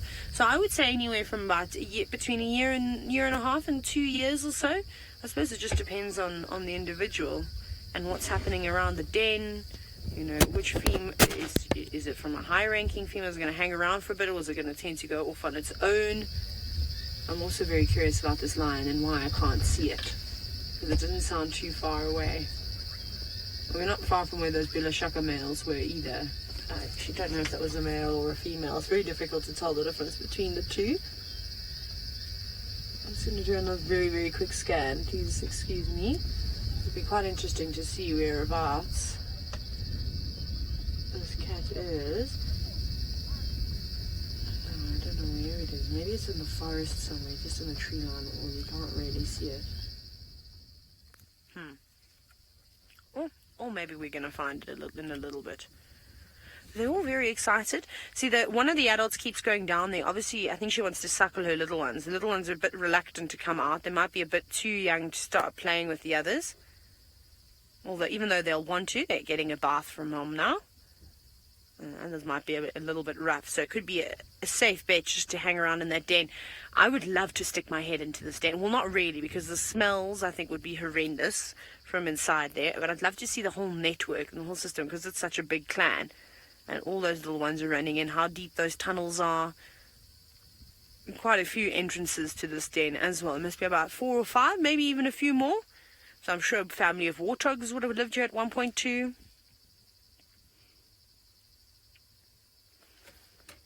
And Kaylin, you're wondering around about the same thing. You're wondering what does a hyena den essentially look like? Is it long chambers? Are there lots of little ones? I've never stuck my head in one before. I would imagine that you might find that there's some individual cavities, so sort of some burrows that don't necessarily lead anywhere. If it is particularly a warthog burrow, warthogs have got a number of different exits, so then all those chambers will sort of link, and it'll just be a network of tunnels. So it depends on what burrows they have decided to use. I'm sure this one though has been occupied by these hyenas for quite some time. It looks sort of well worn, and they seem to be very, very happy here. Perfect habitat for all of them. So it's a bit hard to say, but to me this actually reminds me of warthogs. Warthogs once lived here. They typically have burrow sites like this. We see it a lot in the Sabi Sand when we go walking and we head into some of the terminalia thickets. You'll find where the bits of the old mounds have actually collapsed, and you can sort of have a little look around. But very, very cool. Everyone getting ready to go home now. Well, I think that's amazing. We're all packing up and, getting ready to go to bed, and these creatures are just waking up, getting ready to start the night. It looks like the adults actually, some of them are about to go off. Now, Sinak, you're wondering if hyenas store food at their dens? No, not necessarily, but I have seen on a number of different occasions adult hyenas bringing back bones or legs of buffalo or zebra or wildebeest and bits of hide, and actually taking it back to the den. And it's exactly how that youngster got hold of that bit of zebra skin. I'm sure one of the adults must have brought it back, but they don't necessarily store. They'll go out, they'll feed, and then they'll come back. They might bring the odd bone or back too. You do see it if you go exploring around a hyena den. You'll see lots and lots of bones, and but they'll chew on those bones. The youngsters will love to feed on them and start to get the taste of all that calcium. But a lot of these little ones are still suckling. Most of them are still suckling. Haven't actually seen any that look like they're older than about 6 months. They all seem to be just slightly less than that or around that age. Oh, I want to come here in the morning. Imagine the gorgeous golden light on them. We didn't have a sunset this evening. Well, we did. It was just behind the clouds. A very dark and gloomy rainy day here in the Maasai Mara. I wonder, is it raining in the triangle? I would assume it must have. We got huge rains this side. Oh, this is cool. Okay, what I think we're going to do now is I'd like to quickly go and do a loop around and see if we can't find this lion and figure out who is calling. So we might say goodbye to the hyenas, but we will be back. I'm going to send you to Noelle, who has got one of the most regal birds in the world. All right, we're back with our fish eagle. So just before you got back to us, this fish eagle was in a different tree being mobbed by some lapwings, and then just before that it was on the ground near the hippos that we saw earlier when we saw the mom and the baby, and it was eating something. It was eating what we thought maybe was a kill, but I'm debating a little bit about what I actually think is down there, because what it was eating was quite large. And remember, I was saying earlier that female hippo was acting strangely, and then she chased the small baby that was close to her away from the whole area. So I have a strange feeling that it's something that's very large that's there. Now, I've been waiting for the fish eagle to go back, and then we would reverse a little bit and see if we can see anything. But the angle at which it's in, Jean-Andre, I don't know if maybe we can just focus a little bit on those hippos. Sorry for the pole. Let me just move the car just a little bit. Sorry, as we were talking about earlier, we have our roof on because of the rain. We'll try this a little bit. So where those hippos are, just to the right is a little nook, and that's where the fish eagle was eating. You can see just behind these dead leaves and things here, just behind in there. But it's still hard to see even when we go back a little bit. There's definitely some interaction that is happening. I think it might actually, there's a little one if we go just to our left a bit, Jean-Andre. Perfect. A little one's popped up behind this bigger one here. There's something that's making one of the adult female hippos there quite perturbed, and giving quite a bit of food to that fish eagle. Now, if we go farther to the left, Sinak, you're wondering if it maybe could be a crocodile, and you've read my mind, Sinak. So if you go to the left a bit more, Jean-Andre, left. See there where that tall dead tree is by the water's edge, that croc, if we go a little bit left from there, the croc was just there. There's the big, what I'm going to say, Sinak, is the big mama croc. Again, just because I haven't seen any other big crocs here, but as we know, I'm still new to the Chitwood Dam area. She's lurking close enough to the hippos that there's a possibility that she knows that there's food there, but is obviously not able to access the food because the hippos are surrounding it. Now, I don't want to be a bit morbid, but I have a feeling that one of the reasons why that female hippo is reacting the way she is probably because one of the babies has maybe not survived. I don't want to put anyone into a mild panic, but that would be my most educated guess after doing what I've been doing for as long as I've been doing. But it's not a confirmed anything. It just has to do with the size and the size that the fish eagle is eating and the reaction to from the mum to the other little one that was there. So we'll literally just have to wait and see, unfortunately. Now, while we're sitting here waiting to see if we get any action with the fish eagle or the crocodile, there's actually some red-billed buffalo weavers that are on this dead log near where we've been seeing the hatchling, the crocodile hatchlings, and they're busy building their nest. I always find weavers building their nest super interesting. So we've got males and females in here. The weaver nests, as you can see, are very demicar. They're very all over the place. So they're grabbing big sticks and bringing them in and fitting them together. But inside of that nest, it's actually these beautiful little cavities. And one of the most amazing things that I've ever seen with a nest like this is actually a snake that has found its way in and then weaved his way in and amongst the branches and then waited with his head just in the perfect place, waiting for either the parents to land or for his ability to get the chicks out of there. But even though it looks messy to us, they really are extremely careful at placing each and every single stick so as to make the nest as homey and viable as possible. And it's not just these 3 red-billed buffalo weavers that will be living inside of there. It's going to be quite a few. It just depends on the size of the nest. Now, with that being said, I have the most amazing view. If we go to these nests that are in the middle of the water here, which means I'm going to have to move the car a little bit.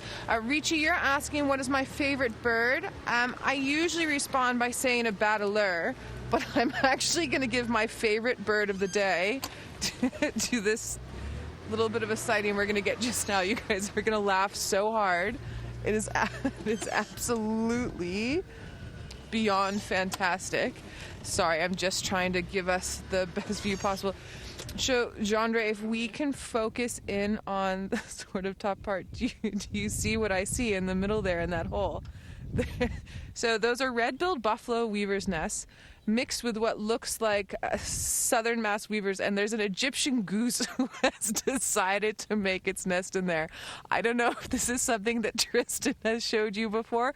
I haven't noticed this in any of my times coming to the dam. So I usually am not a fan of an Egyptian goose. They're very loud. They chase birds that I really like away from a dam, but this is too much. This is absolutely fabulous. Absolutely fabulous. Okay. Louise is saying last year when the drone was flown, you could actually see the eggs in that part of the nest. Well, as someone that's new to the Safari Live family, I'm sorry, that has made my very cold, very windy day a lot more fun. It's also just a really interesting concept. So you've got the red-billed buffalo weavers who have their nest. You've got the Egyptian goose who's nesting in there, and then you have the what looks like the southern mass weavers nesting there. It wouldn't surprise me if lesser mass weavers get in there.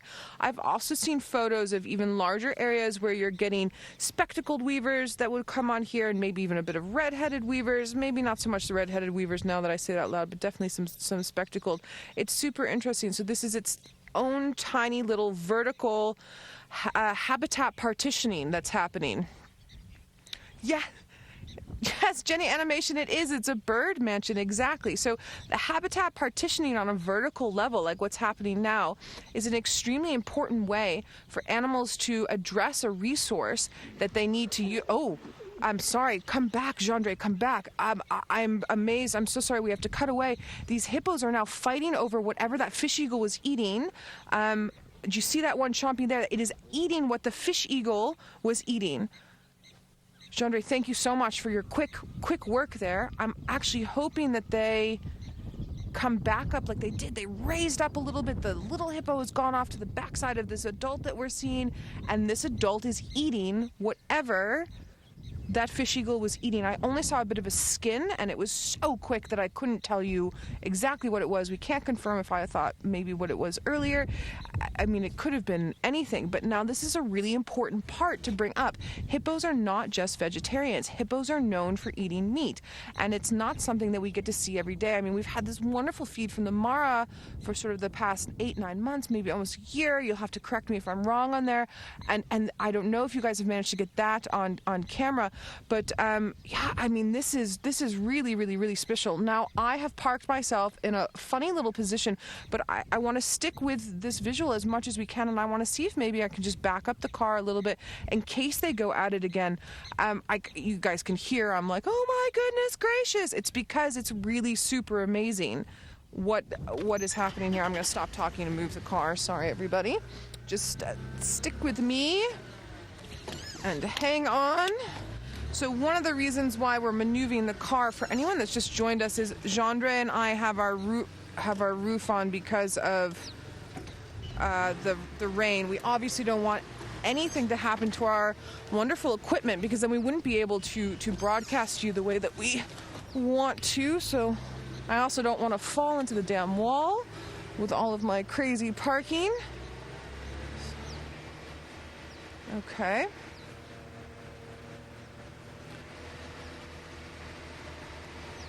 I'm just gonna have to get just a little bit farther back. I also don't want to pull a Noel move for the day and drive too quickly. Okay, this should be good. We should be able to have enough of an angle here. Gendre, are you feeling good about that? Okay. All right, let's see what's happening here. Let's see, I'm also going to put my binoculars on. That little fence that you can see in the background, that's the fence that protects the Chitwa Lodge from having, you know, say hippos come up onto the lawn and maybe go up towards the rooms, just keeping guests a little bit safe. You don't want to bump into a hippo at night. So just excuse that little bit of the visual there. So that hanging skin that we saw, the one on the left-hand side of the screen was the one that was chomping. The one on the right-hand side of the screen was the one that had an absolute fit about that.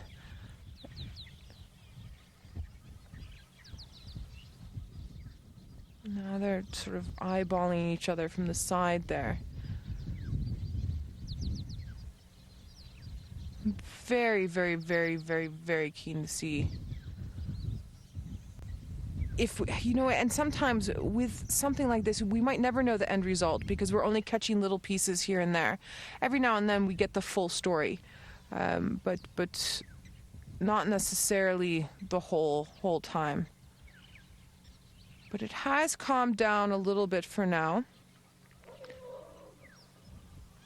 That, I don't know if you heard that. Could we hear that?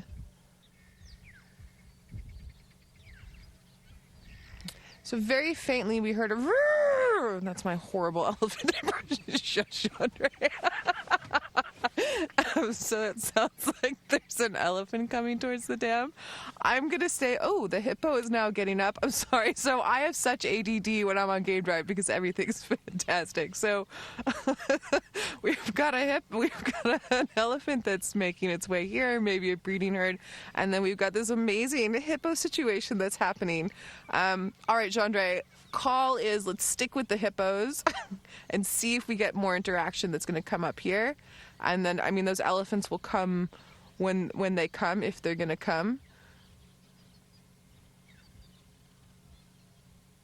I'm so curious about what's happening that I want to get out of the car and go over there, but that would be silly. So while we wait patiently, patience is definitely a virtue, we are going to link over to Scott, who has lions for us. We always love a lion. And see what sort of action he can come up with for us up north in Kenya in the Maasai Mara.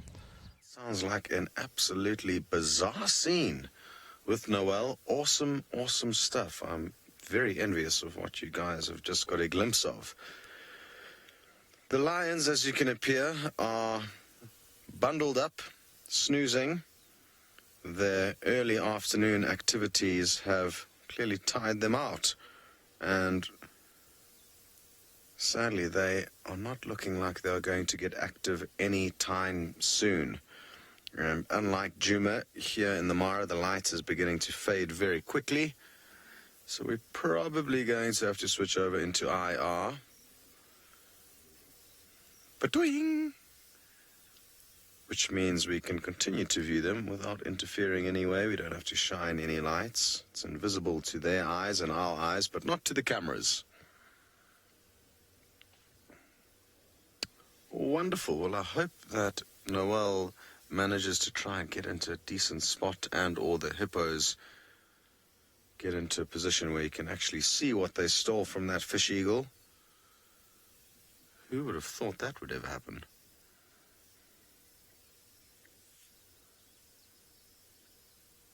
It's a beautiful still evening. The slight breeze that was blowing has died down and it's just about dead still.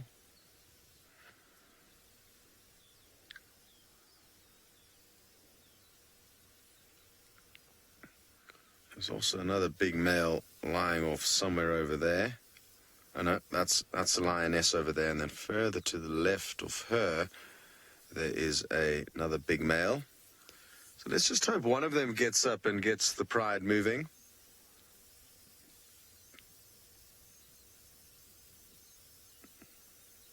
Hi Barry, you would like to know if I've got any idea of the population of lions in the Mara. And in the Triangle and the Reserve, which are the areas that we traverse, I would guess that there would be easily over 100 lions. But in the surrounding conservancies where we don't spend time, there's also more lions. And interestingly, apparently the lions in the surrounding conservancies act more normally regarding sticking to their natal prides, especially with regards to the lioness. Whereas here in the Reserve and the Triangle, they appear to kind of be a little bit more fluid and fragment quite a lot more. I would guess in total, easily over 200 lions in the entire Mara ecosystem, a lot of which will be on the border of the Serengeti ecosystem, crisscrossing in and out of Kenya and Tanzania. But I'm not sure of any exact numbers. And to be honest, I mean, the researchers that are here focusing on lions tend to spend the majority of their time in the surrounding conservancies and not so much in the Triangle and or the Reserve, which is where we spend time. And one thing that really kind of shocked me is that when we chatted with them, they initially told us that they don't spend much time here. But then I asked about a lioness that was very, very easy to distinguish from others. She has an incredibly kinky tail, and they had never even heard of her. And she was a fully grown lioness. So the fact that researchers don't even know that there's certain lions existing means that I'm not too sure anyone knows exactly how many lions there are actually roaming around here. Maybe there are, but maybe I think a rough guess would probably be our best bet at this stage, because no one, I don't think, is actually certain. Very good. Let's send you back to Noel and see what's going on back with the hippo and the fish eagle and whatever they stole from it.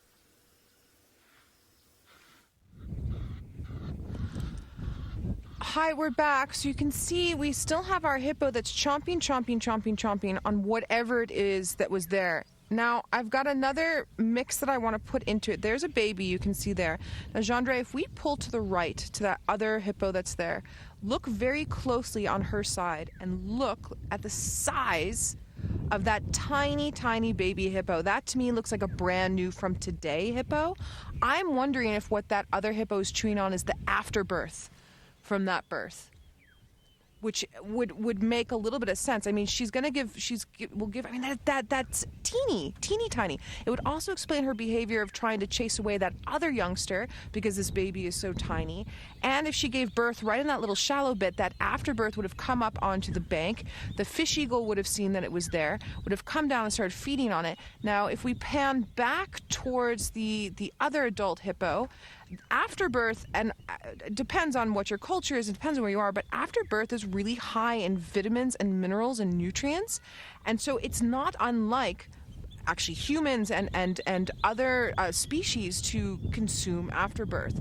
I know most humans don't do it, but it does happen from time to time. And for instance, when giraffes give birth, vultures come from all over quick to get at that afterbirth. So that to me is the best educated guess that I can possibly give.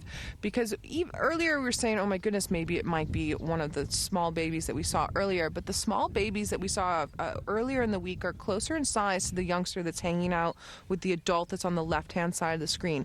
Not as tiny as the one that we just showed you previously. So we're going to go back and show you that little tiny one. I mean, that baby is eensy. Hi, I was just born today. I mean, look at it. Its ears aren't even out fully. It's really close to mom. And again, mom was being really aggressive to another member of her pod who she normally wouldn't be aggressive towards, who she would normally be a bit more jovial and accepting of. And I'm convinced now. So I cannot be 150% correct on this. I can't be 100% correct on this, but I'm going to give myself an 85 to a 92% on this one. That is the best thing I can come up with. And it's also difficult to have shown you because we weren't with us, but when the fish eagle was eating it and pulling, there was a lot of matter. And afterbirth is Genre, what's my word? I'm trying to, it's sort of like pudding with the skin on it, but it's a little bit hard. I know that sounds really nasty, but it's a bit like that. Maybe really old pudding. All right, our fish eagle is coming in. Let's stick where we are. There's our fish eagle.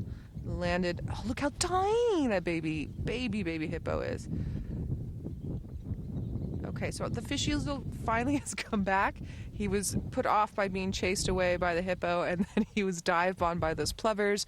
So he's collected himself, and he's come back most likely to investigate to see if there's still anything to eat. As we know, that other adult hippo has taken away what we are assuming is the afterbirth from this birth and was chomping away at it. Now, that other hippo that we had there, she's got that other small baby, the one that's on the left-hand side. Thanks, Gendre. So for her to eat that afterbirth means that she needs a bit more nutrition to help nurse her baby than she's been getting. And part of that has to do with the fact that we have not had super proper rains yet. So we are not in a great capacity from a grazing perspective to be giving a lot of nutrients that's out and about. I know you guys can see a bit of green grass just behind where that hippo was, but it's not going to be enough. And especially with the size of the pod, I mean, I've counted at least 12 hippos here in the last few days that we've been here. They have to go far to get the grass, and the grass they are getting is not densely nutritious. Gendre, I'm in love a little bit with this hippo. I'm not gonna lie. And her, before this other one gave birth today, the other female needs to be nursing properly and to make sure that her baby can survive as well.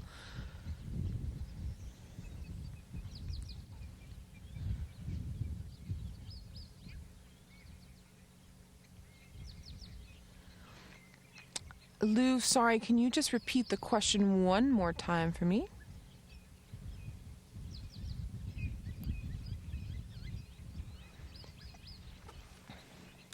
At Madeep, you're asking, do hippos always give birth underwater? Lou, thank you so much for repeating that for me.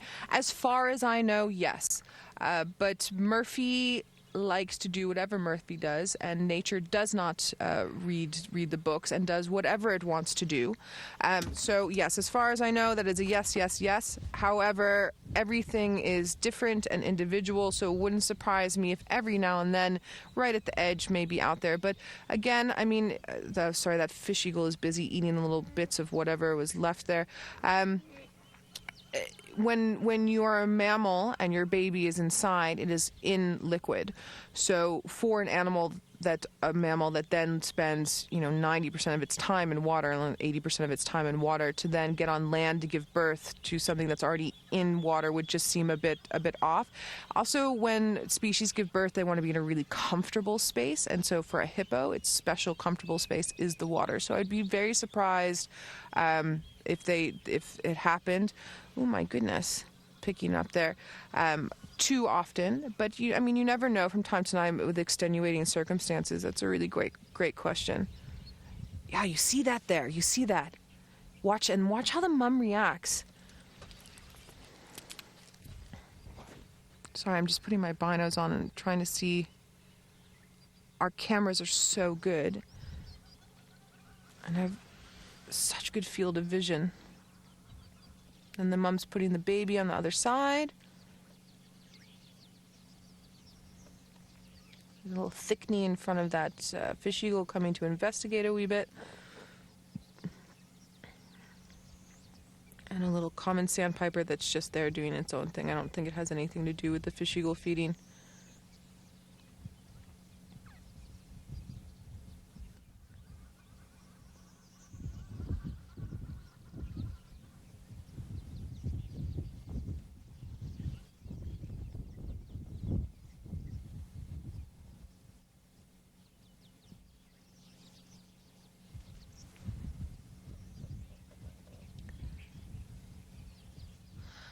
Okay, we're going to head over to Tristan. We've got a school who's going to be joining us for our last about 45 minutes of show. So let's give the kids a great introduction with Tristan. And we're going to stay here, Jean-Ray and I, with this fish eagle hippo scenario and get back to us as soon as we can with any more action we might have to share. Enjoy Tristan.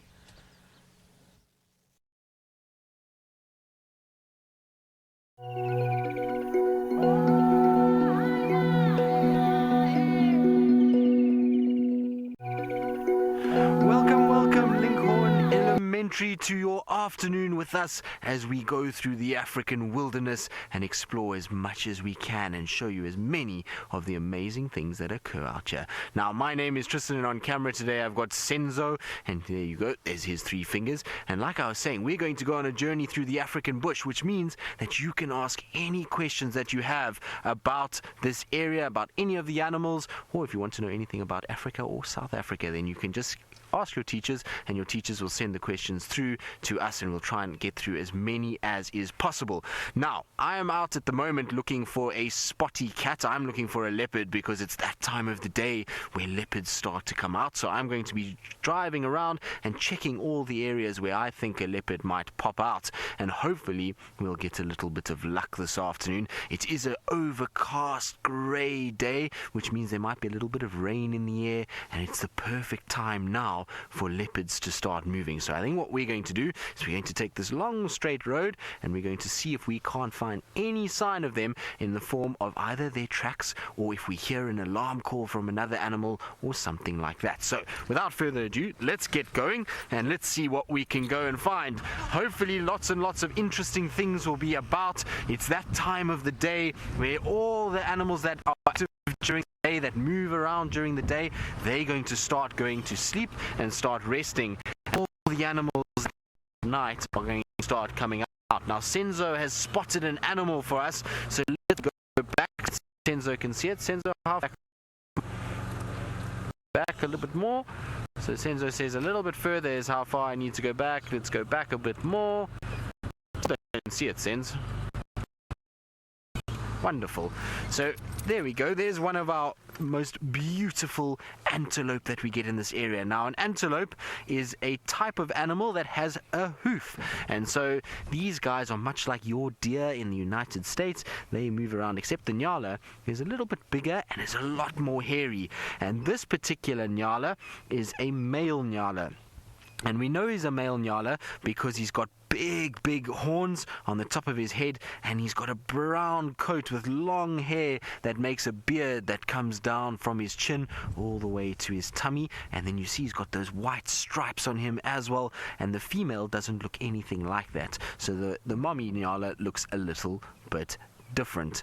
Now, if you don't remember how to say nyala, or you're wondering how to remember nyala, I've got a very easy way for you to remember this. Just think of New York and LA, and that's how you spell nyala. Nyala, New York and LA, and that's how you can remember it. And it's said nyala, so you have to kind of stress the N sound, and it actually means an onion. And the reason why they call this animal an onion is because of those white stripes that are on the side of the body look just like layers of an onion, and so it got the onion name. Now, unfortunately, nyala tend to be quite shy, and that one you can see has gone into a little bit of a thicket, so we're going to carry on in search of our spotty cat. And while we do that, well, let's go back to Noelle, who's out and about, and she's at a really beautiful and there are lots of interesting things to see. Welcome, Linkhorn Elementary. We're so happy to have you with us. I hope you enjoyed Tristan and the little animals that he was showing you there. We have two very special birds for you. We have a male and female fish eagle, African fish eagle. I don't know if these birds remind you of a bird that you might see where you're from. You can let us know. You can send us questions. We are live, so you can send us through and I will answer them for you on camera. Now, just before we came to you, those fish eagles were making their beautiful call. And we were listening, myself and Gendre, who's on camera with me. But what we really want to show you is we've been sitting here with this fantastic interaction of hippo that has involved those fish eagles we've just shown now. So if we want to go towards the hippos here, fantastic.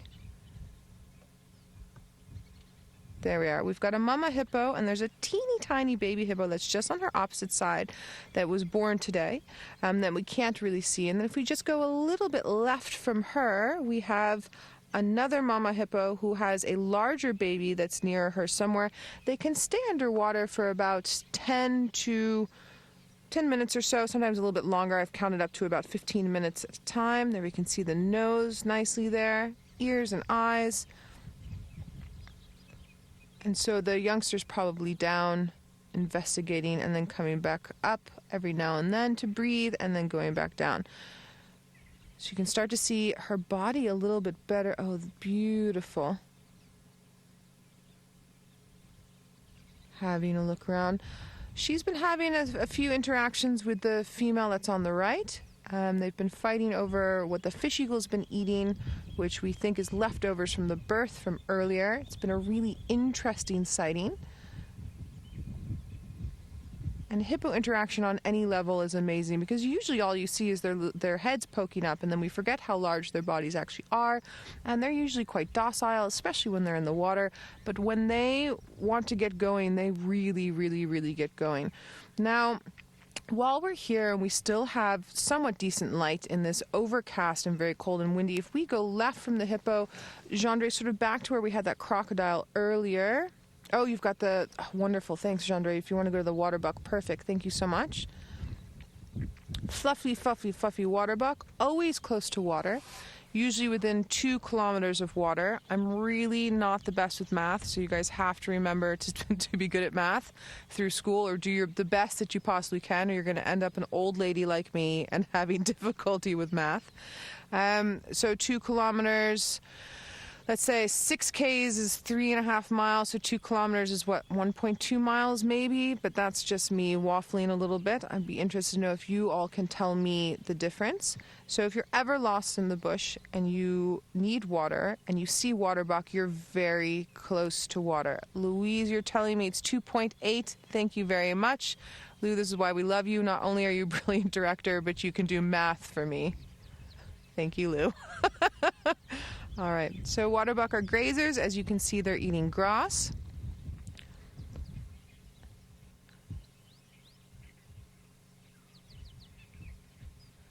Stephen, you're asking, is this particular antelope bigger than an American deer? So Stephen, these female waterbuck they're much thicker than a white-tailed deer, but a female white-tailed deer, the back of these waterbuck and the back of a female white-tailed deer are going to be roughly the same, but a white-tailed deer is going to be much thinner. It's a very good question.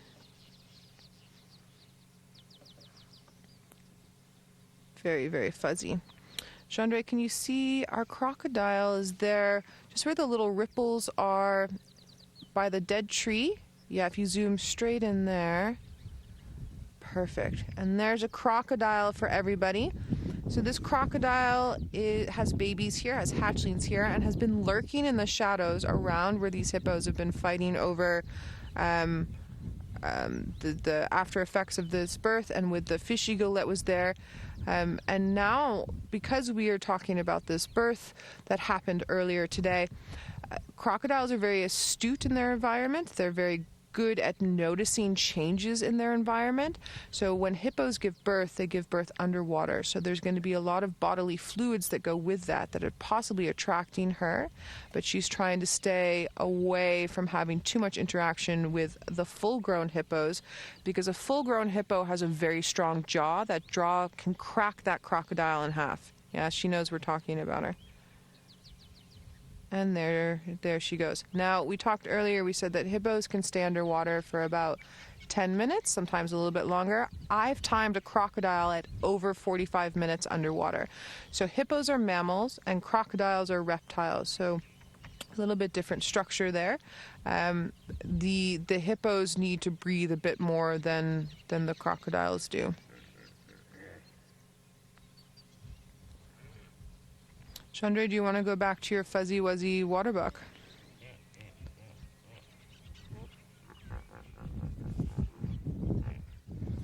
Are the hippos enemies with the fish eagle? No, they're not enemies, but because that we believe that Mama Hippo from Ellen, sorry Ellen, are fish eagles and hippos enemies? I'm sorry, I forgot to mention your name there, sweetie. No, but because the hippo gave birth earlier, she's going to be super attentive to her little one, and she doesn't want a lot of pressure from the outside. And so with a fish eagle being a predator, there's going to be a lot of noises from other birds who are trying to get that predator away from what they might possibly have with eggs or their young around. And so it's going to be just a bit of a stressful environment, so she doesn't necessarily want him there for those purposes. Great question. Great question. All right, we're going to stick here with our water buck and our hippos and see what happens. And you're going to head on over to Tristan, who has another wonderful antelope species to share with you. I do indeed. I have the cousin for the nyala that we saw earlier. So we saw that brown with long hair, and this is called a kudu. So this is the bigger cousin of those nyalas. They're in the same family, and they're in the family because they both have spiraled horns, and they're called tragelaphans. That's the family name. And this kudu is a female. You see, she doesn't have horns like the male nyala we saw earlier. She's got no horns, but look at how big her ears are. She's very pretty. And you see there's also a bird following her. That's a starling that is trying to find food, because as the kudu walks, it's going to disturb little insects, and things like grasshoppers are going to fly up, and that starling can then grab them. And this kudu, you'll see, will be in a small group together, and there'll be females with a young male. There's a young male there. You see he's got small horns. When he's fully grown, his horns will be maybe 3 times the size of that, so very, very long, over 6 foot long when they are fully grown. So it's amazing how big their horns get. Now, Emily, you're wondering why these antelopes have stripes. Well, both the nyala and the kudu are antelope that like to spend time in very thick bush, so they like to be behind lots of trees, and that means that those white stripes help them to camouflage or to hide away from predators. So things like lions, leopards, hyenas, these things want to eat kudu, and so the kudus have to be able to blend in or to hide away from those predators, and those white stripes, when they go behind a tree, make them blend in very well, and they're able to then hide, and they don't get hunted as easily. So it's very clever to have those white stripes and to be able to have a pattern on you that breaks up your outline. That's what we say. We say they break up their outline. The reason that they have such big ears, like you see there, is because these guys spend a lot of time, like I said, in the bush, and so when you're in the bush hiding away from predators, it's very difficult to see any predators that might be there, and so they have to have big ears to be able to listen and to be able to hear if any predators come close. Charlie, antelopes will use their horns, yes, so you'll find that the males use their horns to establish dominance. Now, dominance is a word that we use. Oh, lose, not use. Sorry, I thought you said use, but no, they don't lose their horns. So these are not antlers. There's 2 different things that we get in the world, and we get antlers, which are cartilage that grows from the head and then falls off, and it grows every year, like you see on a deer or an elk or moose, and then you get horns. Now, horns is a bone that fuses to the skull, so it goes onto the skull and then it grows all the way through the life of that animal. It's much like your arm. So your arm is on your body and it doesn't just fall off. Your arm stays on. And same thing with these horns on a kudu or on a nyala. If those horns are to break, it's not going to grow back. So it's a horn versus a cartilage. A cartilage will drop off and it will grow back every single year. So very, very different. Unfortunately, our kudu are starting to disappear as well, and we've got a date with the leopard somewhere. I can feel it in my bones, and so we're going to carry on and see if I can find this leopard somewhere here for you, because leopards are my favorite animal and I think they're the most beautiful. So I want to try and find one for you so that I can show you guys just how amazing a leopard is. Right, now if we're going to find a leopard, we're going to find it somewhere in this area, and so maybe we'll, while we search for our leopard, let's go back to Scott, who's all the way in the Maasai Mara, over 3,500 kilometers or miles away, should I say, in the big open grasslands, and he's got some very interesting. Yes, I am. I'm a long way away from Tristan and Noel. My name's Scott, and I'm teamed up with Dave. And that's for all the kids at Linkshorn School. Wonderful to have you on safari with us. You'll notice it's dark here in the Maasai Mara. We're an hour ahead of Djuma, where Tristan and Noel are in South Africa. And I'm using the spotlight just to try and find animals. Once we find them, we will switch over to our special infrared lights. Now, I have just spotted some Impala on the left of the road, so I'm going to kill this light over here. And then we're going to switch over into our special infrared technology. So it's pitch black now, and the antelope cannot see that we're shining a light on them. The light is invisible to them, invisible to us, and only the camera picks it up. How cool is that? And what that means is we can view them and film them after dark without interfering. And the reason why a big bright light would interfere is similar to when you wake up in the morning and you turn the lights on in your room and you can't see for a few seconds. The same thing happens if we shine a big spotlight in the antelope's eyes, and for a while afterwards they cannot see, and we'd hate to leave any of the animals here blinded. There could be lions creeping up on them. Now, I am just going to use my spotlight to try and show you how much it's raining. Now that I'm shining the light through the infrared, it helps pick up the raindrops. So it has just started raining here again. For now, we'll be able to manage and continue with the drive. We're not getting too wet.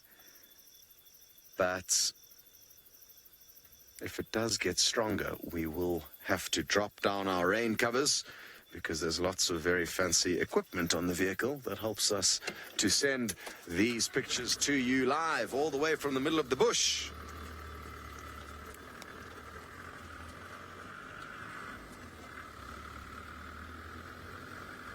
Okay, good stuff. Well, we're going to continue searching. I'm hoping to try and find you guys some lion or maybe some hyena.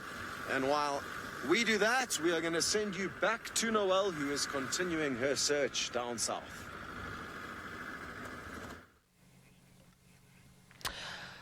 Well, as Scott goes and looks for some lions, we have found a very interesting antelope to show you. This antelope is called a bushbuck. This is a female. She has no horns. The males have some horns. And she is roughly the size of baby Bambi. That is the best way I can describe her. So she's not even the size of a full-grown deer. She is tiny little baby Bambi size. She even has little spots like Bambi. All of that is meant for her to camouflage into the bush. So she was busy laying down and doing what's called ruminating. So I'm sure, well, I would hope most of you have seen a cow at some point. So cows sit there or stand there and they chew and they chew and they chew and they chew and then they swallow. And then all of a sudden they start chewing and chewing and chewing again. So basically what they're doing is they're eating their grass, chewing it, swallowing it. It's coming back up so they can chew it again and get more nutrients out. And eventually, after they've chewed it till the point where there's nothing left, then it goes all the way through and comes out the back end in a cow patty for a cow, and then in this one it would be in little pellets. So that's what she was doing, is she was laying down and ruminating. So any the deer species would also do that with you. So any species that has to ruminate, they'll never lie flat on their side like your pet dog or your pet cat would do. They have to always lie with their chest up so that they can constantly be ruminating. They can't just stop ruminating. It is a process that has to carry on day and night for forever. So this little bushbuck here, you're always going to see her near water, similar to what we talked about with the water buck. But it's not just near water. It needs to be in areas that have very, very thick bush cover because she likes to stay hidden. So she's being really nice to us and staying out so that we can see at least her back end. But because she likes to be in these thick areas, she's very specific food source for something like a leopard, which is what Tristan's been looking for. Aiden, you were wondering if antelopes are born with horns. That's a very good question. So Aiden, no, the horns have to grow in. So basically what happens is it depends on each antelope species. After they reach a certain age, they start to grow bone out of the top of their skull that's then covered in a keratin sheath. And keratin is the same as your fingernail or as your hair. They can't be born with the horns themselves because that would hurt the mommy antelope way, way, way too much. Yeah. Okay, so our little bushbuck lady is off in the corner. We heard, Jeandre and I heard elephants earlier, an elephant, I should say. So we're just busy checking to see if we can find this elephant for you. There's a few tracks in the road, but nothing really special. So let's carry on and see if we can find it, because I would love to be able to show you an elephant. Now, nothing is guaranteed in the bush, but we do work very hard to get you the best visuals with the best animals we possibly can. All right, elephant, come out. Come out wherever you are. Now, you'd be amazed. An elephant is a big, big, big animal, but they hide really well. An elephant's foot structure, the bones sit like this, and then there's cartilage. So cartilage would be similar to like what your nose is made out of, and it's very soft, and then that's pads that they walk around like shock absorbers. And so it actually makes them very, very, very quiet while they move. So unless they're feeding, you don't always hear them. So the way that we heard it earlier is it made a trumpeting sound. I don't know if any of you have seen the new, well, look, it just came out to me a few months ago, but I'm sure it came out a couple years ago, where you're from, the new Jungle Book movie. So you would have seen Indian elephants, Asian elephants on the new Jungle Book movie, but the trumpets would be a similar sound. So that's what we heard, the sound, and it's very loud. Very, very, very loud. And then another reason why elephants, even though they're as big as they are hard to see, is because they blend in really well to the environment. Aaliyah, you are wondering if Africa has different seasons. So the continent of Africa falls over the northern and southern hemisphere. So yes, we do get different seasons. Where we are in South Africa, our seasons are not as pronounced as where you would find in say the northern parts of North America and up into Canada. We do have winter, we do have summer. Our spring and autumn are very small, our summer is very long, and our winter is very short. So what you're seeing right now is we deal more with, rather than spring, summer, autumn, fall, we deal more with rainy season or dry season. So we're just coming out of our dry season, which is our little bit of winter, and into our summer season, which is our rainy season. But our rains are very late this year, unfortunately. And last year we had a drought. So the water that sits underneath the ground here that allows things to grow when it's time is very low. So we need quite a bit of rain now for everything to get kick-started into growing fully, properly. Great question. Oh my goodness, it's chilly, chilly. What's the weather like where you kids are now at school? Is it raining? Is it snowing? Is it sunny? What's happening there? Because it is freezing cold here. And I actually wish I had my woolly gloves, I'm not gonna lie. So even though it's summer, it's very, very, very, very cold, and it was raining this morning, and it was windy, and the cloud cover is still here. Oh my goodness gracious.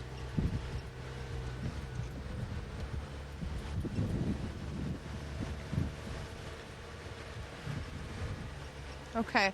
I'm not picking it. Wait a minute. Wait a minute.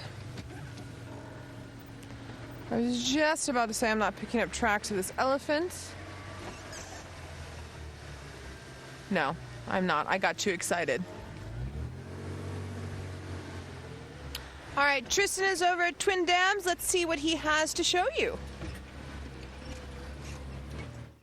Well, at the moment it's very quiet at this dam. There's no sign of our leopard yet. I think we're going to see a leopard just now, but what you can see is lots and lots of little insects that are busy swimming around on the surface of the water. Now, these look like they could be water boatmen. I can't see nicely exactly what they are, but they look like water boatmen, which are basically insects with these little oar-shaped, so little paddle-shaped legs that come out, and then they swim around all over the place and they chase each other around. But it's amazing to watch them kind of on the surface of the water as they move, and you can see, look how fast they are when they go. It's amazing to watch. And like I say, you can see those little legs just on the edge of their body that act just like a little oar. So lots of them swimming and lots of ripples as well. It's mesmerizing to watch. So mesmerizing is basically, it's very, very kind of interesting to watch. Also on the other side of the dam, I've just spotted what's called a scrub hare. So straight in their sense, there's a little rabbit-like animal that is sitting. There it is, just on the sort of top of that dead tree that's fallen over. There we go, up. There we go, there's two of them. You see they're chasing each other around? So these guys come out at night, and that's the difference between a hare and a rabbit. Even though they look just like a rabbit, these guys have much longer ears and longer legs, and they are active at night and not during the day. And so they're starting to wake up now. They come out from the little thickets, and they're going to go off and look for food. And what these guys eat is mostly grasses and little plants that come out of the ground when they're still very, very small. They'll eat that, and then when it's in winter, because there's not much grass around, what they have to do is they actually have to go to the toilet and then eat their own poop, which is very, very, very crazy.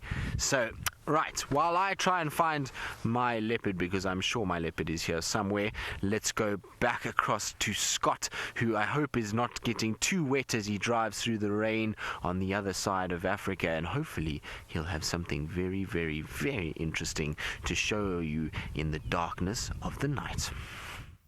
Thankfully, we're not getting too wet, and we are getting lucky because we can now show you an animal that you very seldom see out the water unless it is after dark. How cool is this, Hippo? And it's come out of the river to start searching for food. They feed only on grass, and they use that massive mouth to chomp away like a big lawnmower. At the moment, this one just seems to be taking it easy. Even though they're very big, they will be nervous. Ooh, there comes another one in the background, another two. You can just see their eyes glowing.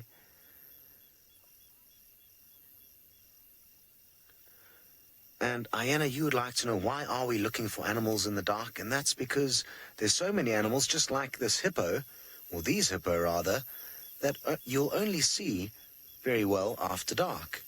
You can see them during the day, of course, in the rivers or the dams, but you usually only see their nostrils, eyes, and ears, and don't see their body, and don't see them doing too much. And there's a whole bunch of other animals that also only move at night. A lot of the small cats like serval, caracal, beautiful little cats, they come out after dark.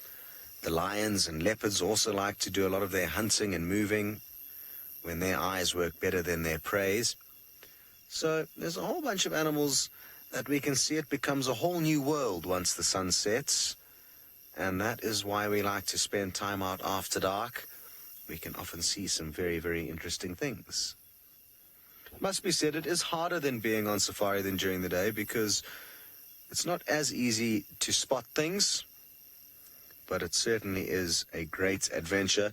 And it's quite normal on safari to spend the majority of your time out during the daylight hours, but you usually do come back with a spotlight after dark in the hope that you may find something interesting. Good.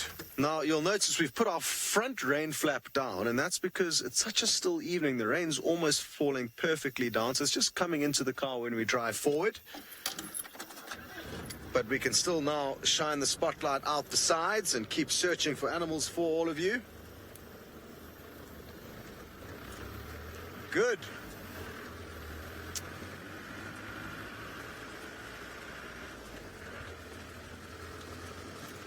So like I said, I'm hoping to find hyena or lion.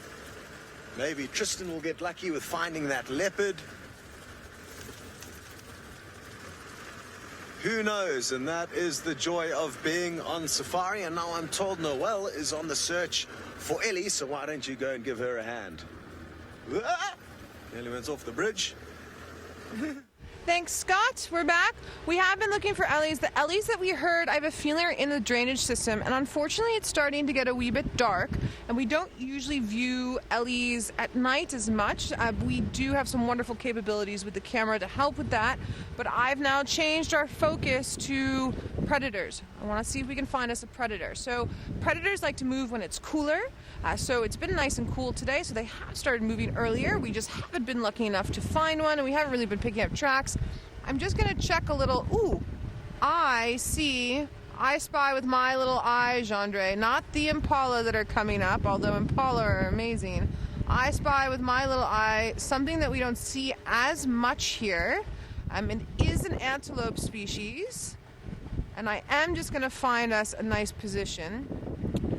It is a species that Scott and we'll see up in the Mara, not this particular one, but a cousin of this one.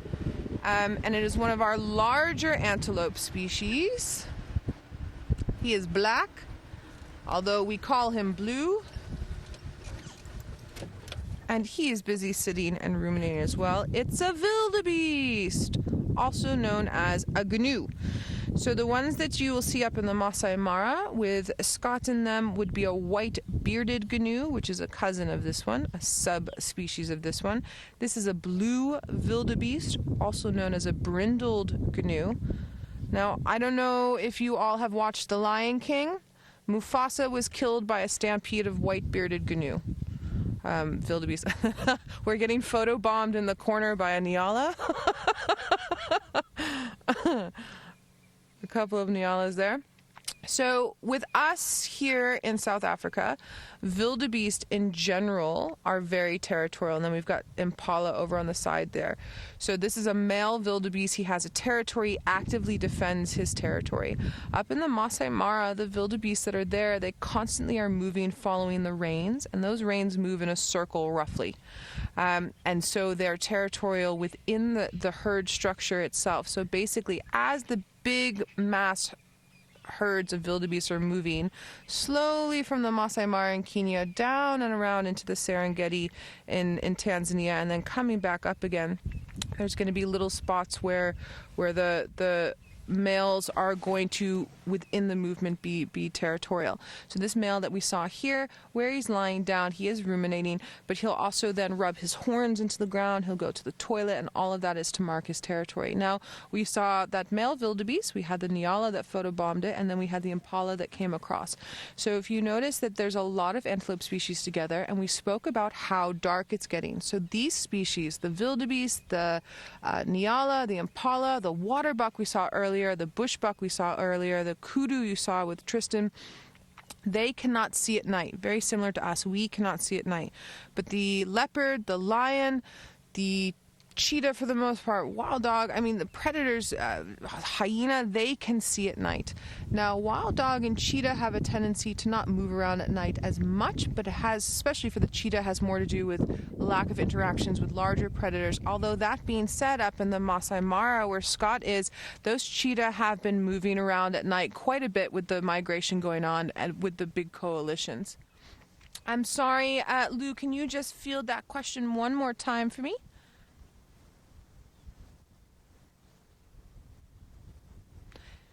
Eden, you're asking if one of the antelope hits the other antelope with its horn, can it hurt it? Or also if the antelope hits another animal with its horns, can it hurt it? For sure. So the ends of those horns are super pointy. I've watched impala killing each other with those horns. I have watched wildebeest chase wild dogs. Oh, look, and then they're fighting. Thank you, Jean-Andre.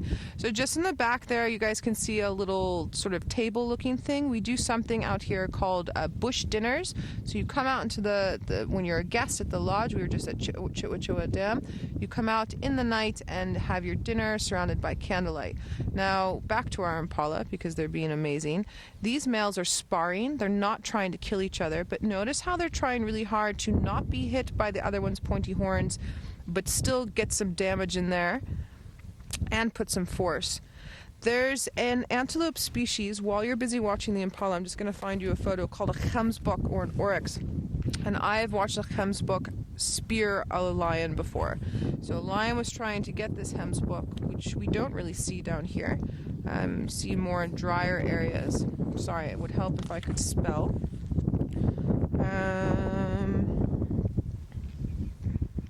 There we go.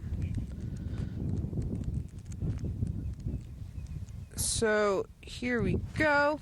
This is the gemsbok, and you can see here on the dashboard how long those horns are, super long.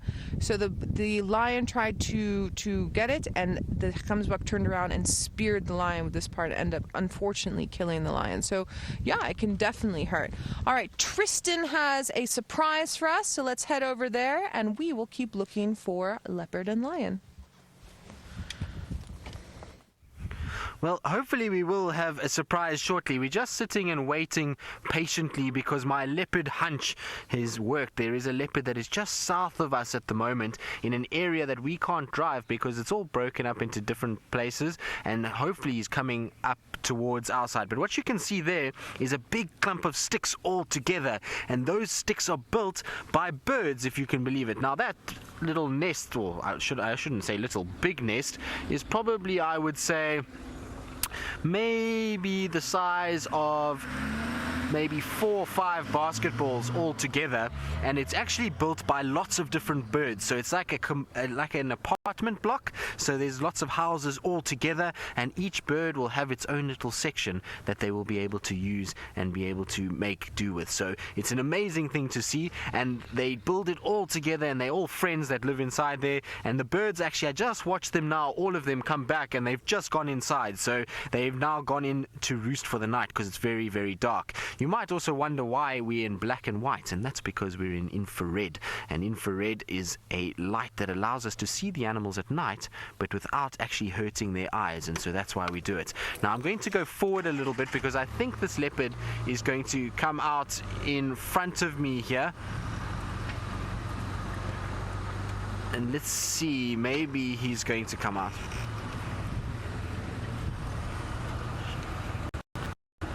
Trinity, no, so a jaguar we don't get in this area. Leopard, yes, but jaguars, no. Jaguars occur in South America and not here in Africa, so no, unfortunately we wouldn't be able to find a jaguar. I would love to see a jaguar, but they only occur in another part of the world and not here, so only African savanna leopards is what we can see here, and so we have to just make do with those for now. And the difference between them is quite a lot. The jaguar is much bigger than the leopard. It also has different spots. So on a leopard we have spots that are exploded out, and we call them rosettes, and hopefully I'll show you what those look like shortly. But the rosettes on a jaguar are much bigger and further apart, and a jaguar has also a much shorter tail than the leopards we get here in Africa, and that's because our leopards climb a lot and like to go up into trees and to put their food into trees, whereas a jaguar, it doesn't like to do that at all. It prefers to walk on the ground. It also has to swim across a lot of rivers because it occurs in the rainforests, and so it has to have a little bit of a different shape to its body to be able to survive. So that's why we don't get them here. It's not the right habitat for them. Right, now, like I say, I'm trying my very best to wait for this leopard to come closer towards us. It's still in the deep, thick bush, and while I wait, let's go back to Noel, who's managed to find something that's black and white and is very, very pretty. Hello, welcome back. I am so excited. So zebras are a staple of anyone that comes on safari and wants to see everything that we have to offer. As I'm sure you guys are super excited. Everyone loves a zebra. But for us, zebra are not something that we see every day. Tristan and I were talking about it the other day. Tristan worked in another place where he went a whole year without seeing a zebra. And the longest I've been without seeing a zebra with guests has been 8 days. So I have to say, in the past 5 days, this is only my second time seeing zebra, but my first time being able to put them on camera. We did have another school who asked for them, and unfortunately we didn't see them during that time, so you all are super, super, super lucky. We have zebra, the collective noun, so the group name for zebra is a dazzle of zebra.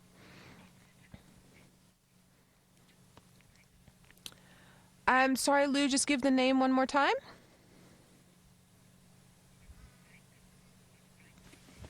So Banks, you're wondering, do the animals travel in groups all the time? So Banks, it depends on the species of the animal. So we saw a pod of hippos earlier. We're now seeing a dazzle of zebra. The impala we saw earlier is a rank of impala. All of those in general tend to be in groups, but you'll also get male hippo by themselves sometimes, and you'll sometimes get female hippo by themselves. Then we had that wildebeest. He was all by himself. So up where Scott is, they travel in a big herd together, but down here we often see territorial male wildebeest all on their own. So it's very different. Now, one of the reasons why we're seeing all of these ones together clumped like this is not just the social structure, but because it's getting dark. More eyes, more ears, more sense of smell, better chance of survival. So with the zebra, they do have a very specific system where they like to be together, and they like to be together because it's going to be one male and then he's going to have several females, and so basically he's got many wives, and he's got a number 1 wife, a number 2 wife, a number 3 wife, etc., etc., and then their babies, and they're always with him. Then you'll end up having a group of males that are together who don't have any wives yet, and they try and find a male like this and steal wives from him. And so the group structures that they're busy working on is to make sure that they're not on their own, because with a zebra or an impala, if you're on your own, you're probably going to get eaten by a lion.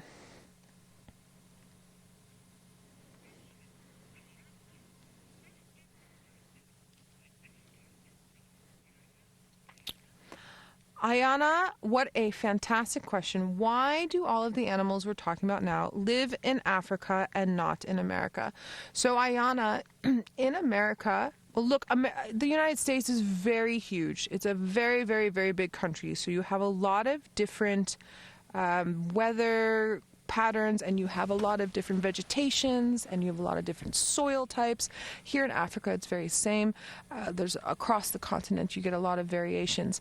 For us, way back, and I'm trying to remember the amount of years, I want to say it's 3.5 billion years ago, but I'm mistaken on that. I'll have to get back to you at some point. All of the continents used to be stuck together, and then they broke apart. And as they broke apart, and after they broke apart, is when a lot of the mammal species developed. And they developed to fit very specific vegetation and climate and food sources and land, the way the land lies down, the topography of it. And they evolved over time. So one of the reasons why we have zebra and you don't have zebra, but you would have, say, wild horse species there, has a lot to do with that. Cheetah, though. Cheetah, for instance. Cheetah used to occur in North America and in Europe, and they occurred in Africa. But the cheetah species bottlenecking meaning that they had a very small amount of genetics, of DNA left, and the species population numbers plummeted, and then they don't occur there anymore, and they only survive here with us in Africa. But in that being said, remember, in nature's plan, everything has to have a place. And so we can't have the same species across the world, because everywhere needs to be different, because they all give back something different to the environment in which they live, and that helps that small ecosystem function, which helps the bigger ecosystem function, which helps our earth function. But that means that you'll have to come and visit us in Africa sometime to be able to see our species. Because remember, we don't have bear. You all have bear. We have lions. A really great question. I could keep talking about that for another 3 hours.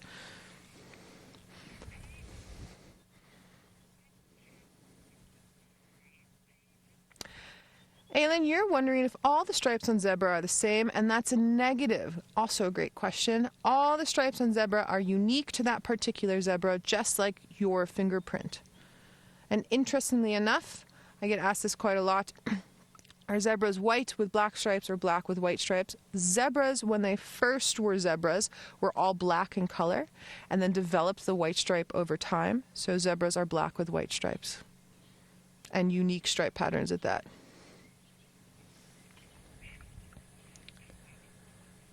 All right, Tristan still has a surprise, or he's still waiting for a surprise, I should see, but we don't know. You never know what's going to happen in the bush. We're going to head over to him, and we're going to carry on and see if we can find you another surprise. Well, we are trying desperately to see him, but unfortunately our leopard seems as though he's going the wrong way and is turned back. You can see the lights that are there. Those are from guests that have come to see the leopards in real life and to spot them. And unfortunately, it seems as though he's maybe moving away from us at the moment. Although the lights are turning towards us. There he is. So he's coming out. Look, there he goes. It's a long way away, but there goes our leopard. So it's not a very long sighting, but a sighting nonetheless of our leopard. He's going into very thick bush, so it was a brief glimpse. And leopards are shy, they are secretive, they are animals that are difficult to find, and so sometimes all we get to see is what we've seen there. And so we've unfortunately had a little glimpse of him. I'm going to try and see if I can just move a little bit, and maybe we'll get lucky and we'll be able to see him. Just this way, we might be able to, but it's unfortunately a last minute leopard for us. I don't know, maybe Senzo will be able to spot him somewhere there. He seems to be moving through the thickets. So unfortunately, though, it's all we've got time for this evening. I hope that you've had a wonderful time with us this evening, and I'm glad that we got a very quick glimpse of our leopard before it disappeared. At least it was something for you to see, and I hope that you enjoyed all the other animals that we had for you this evening. Now, from myself, Noel, Scott and Taylor, it's been an absolute pleasure, and we'll see you all tomorrow morning on the Sunrise Safari.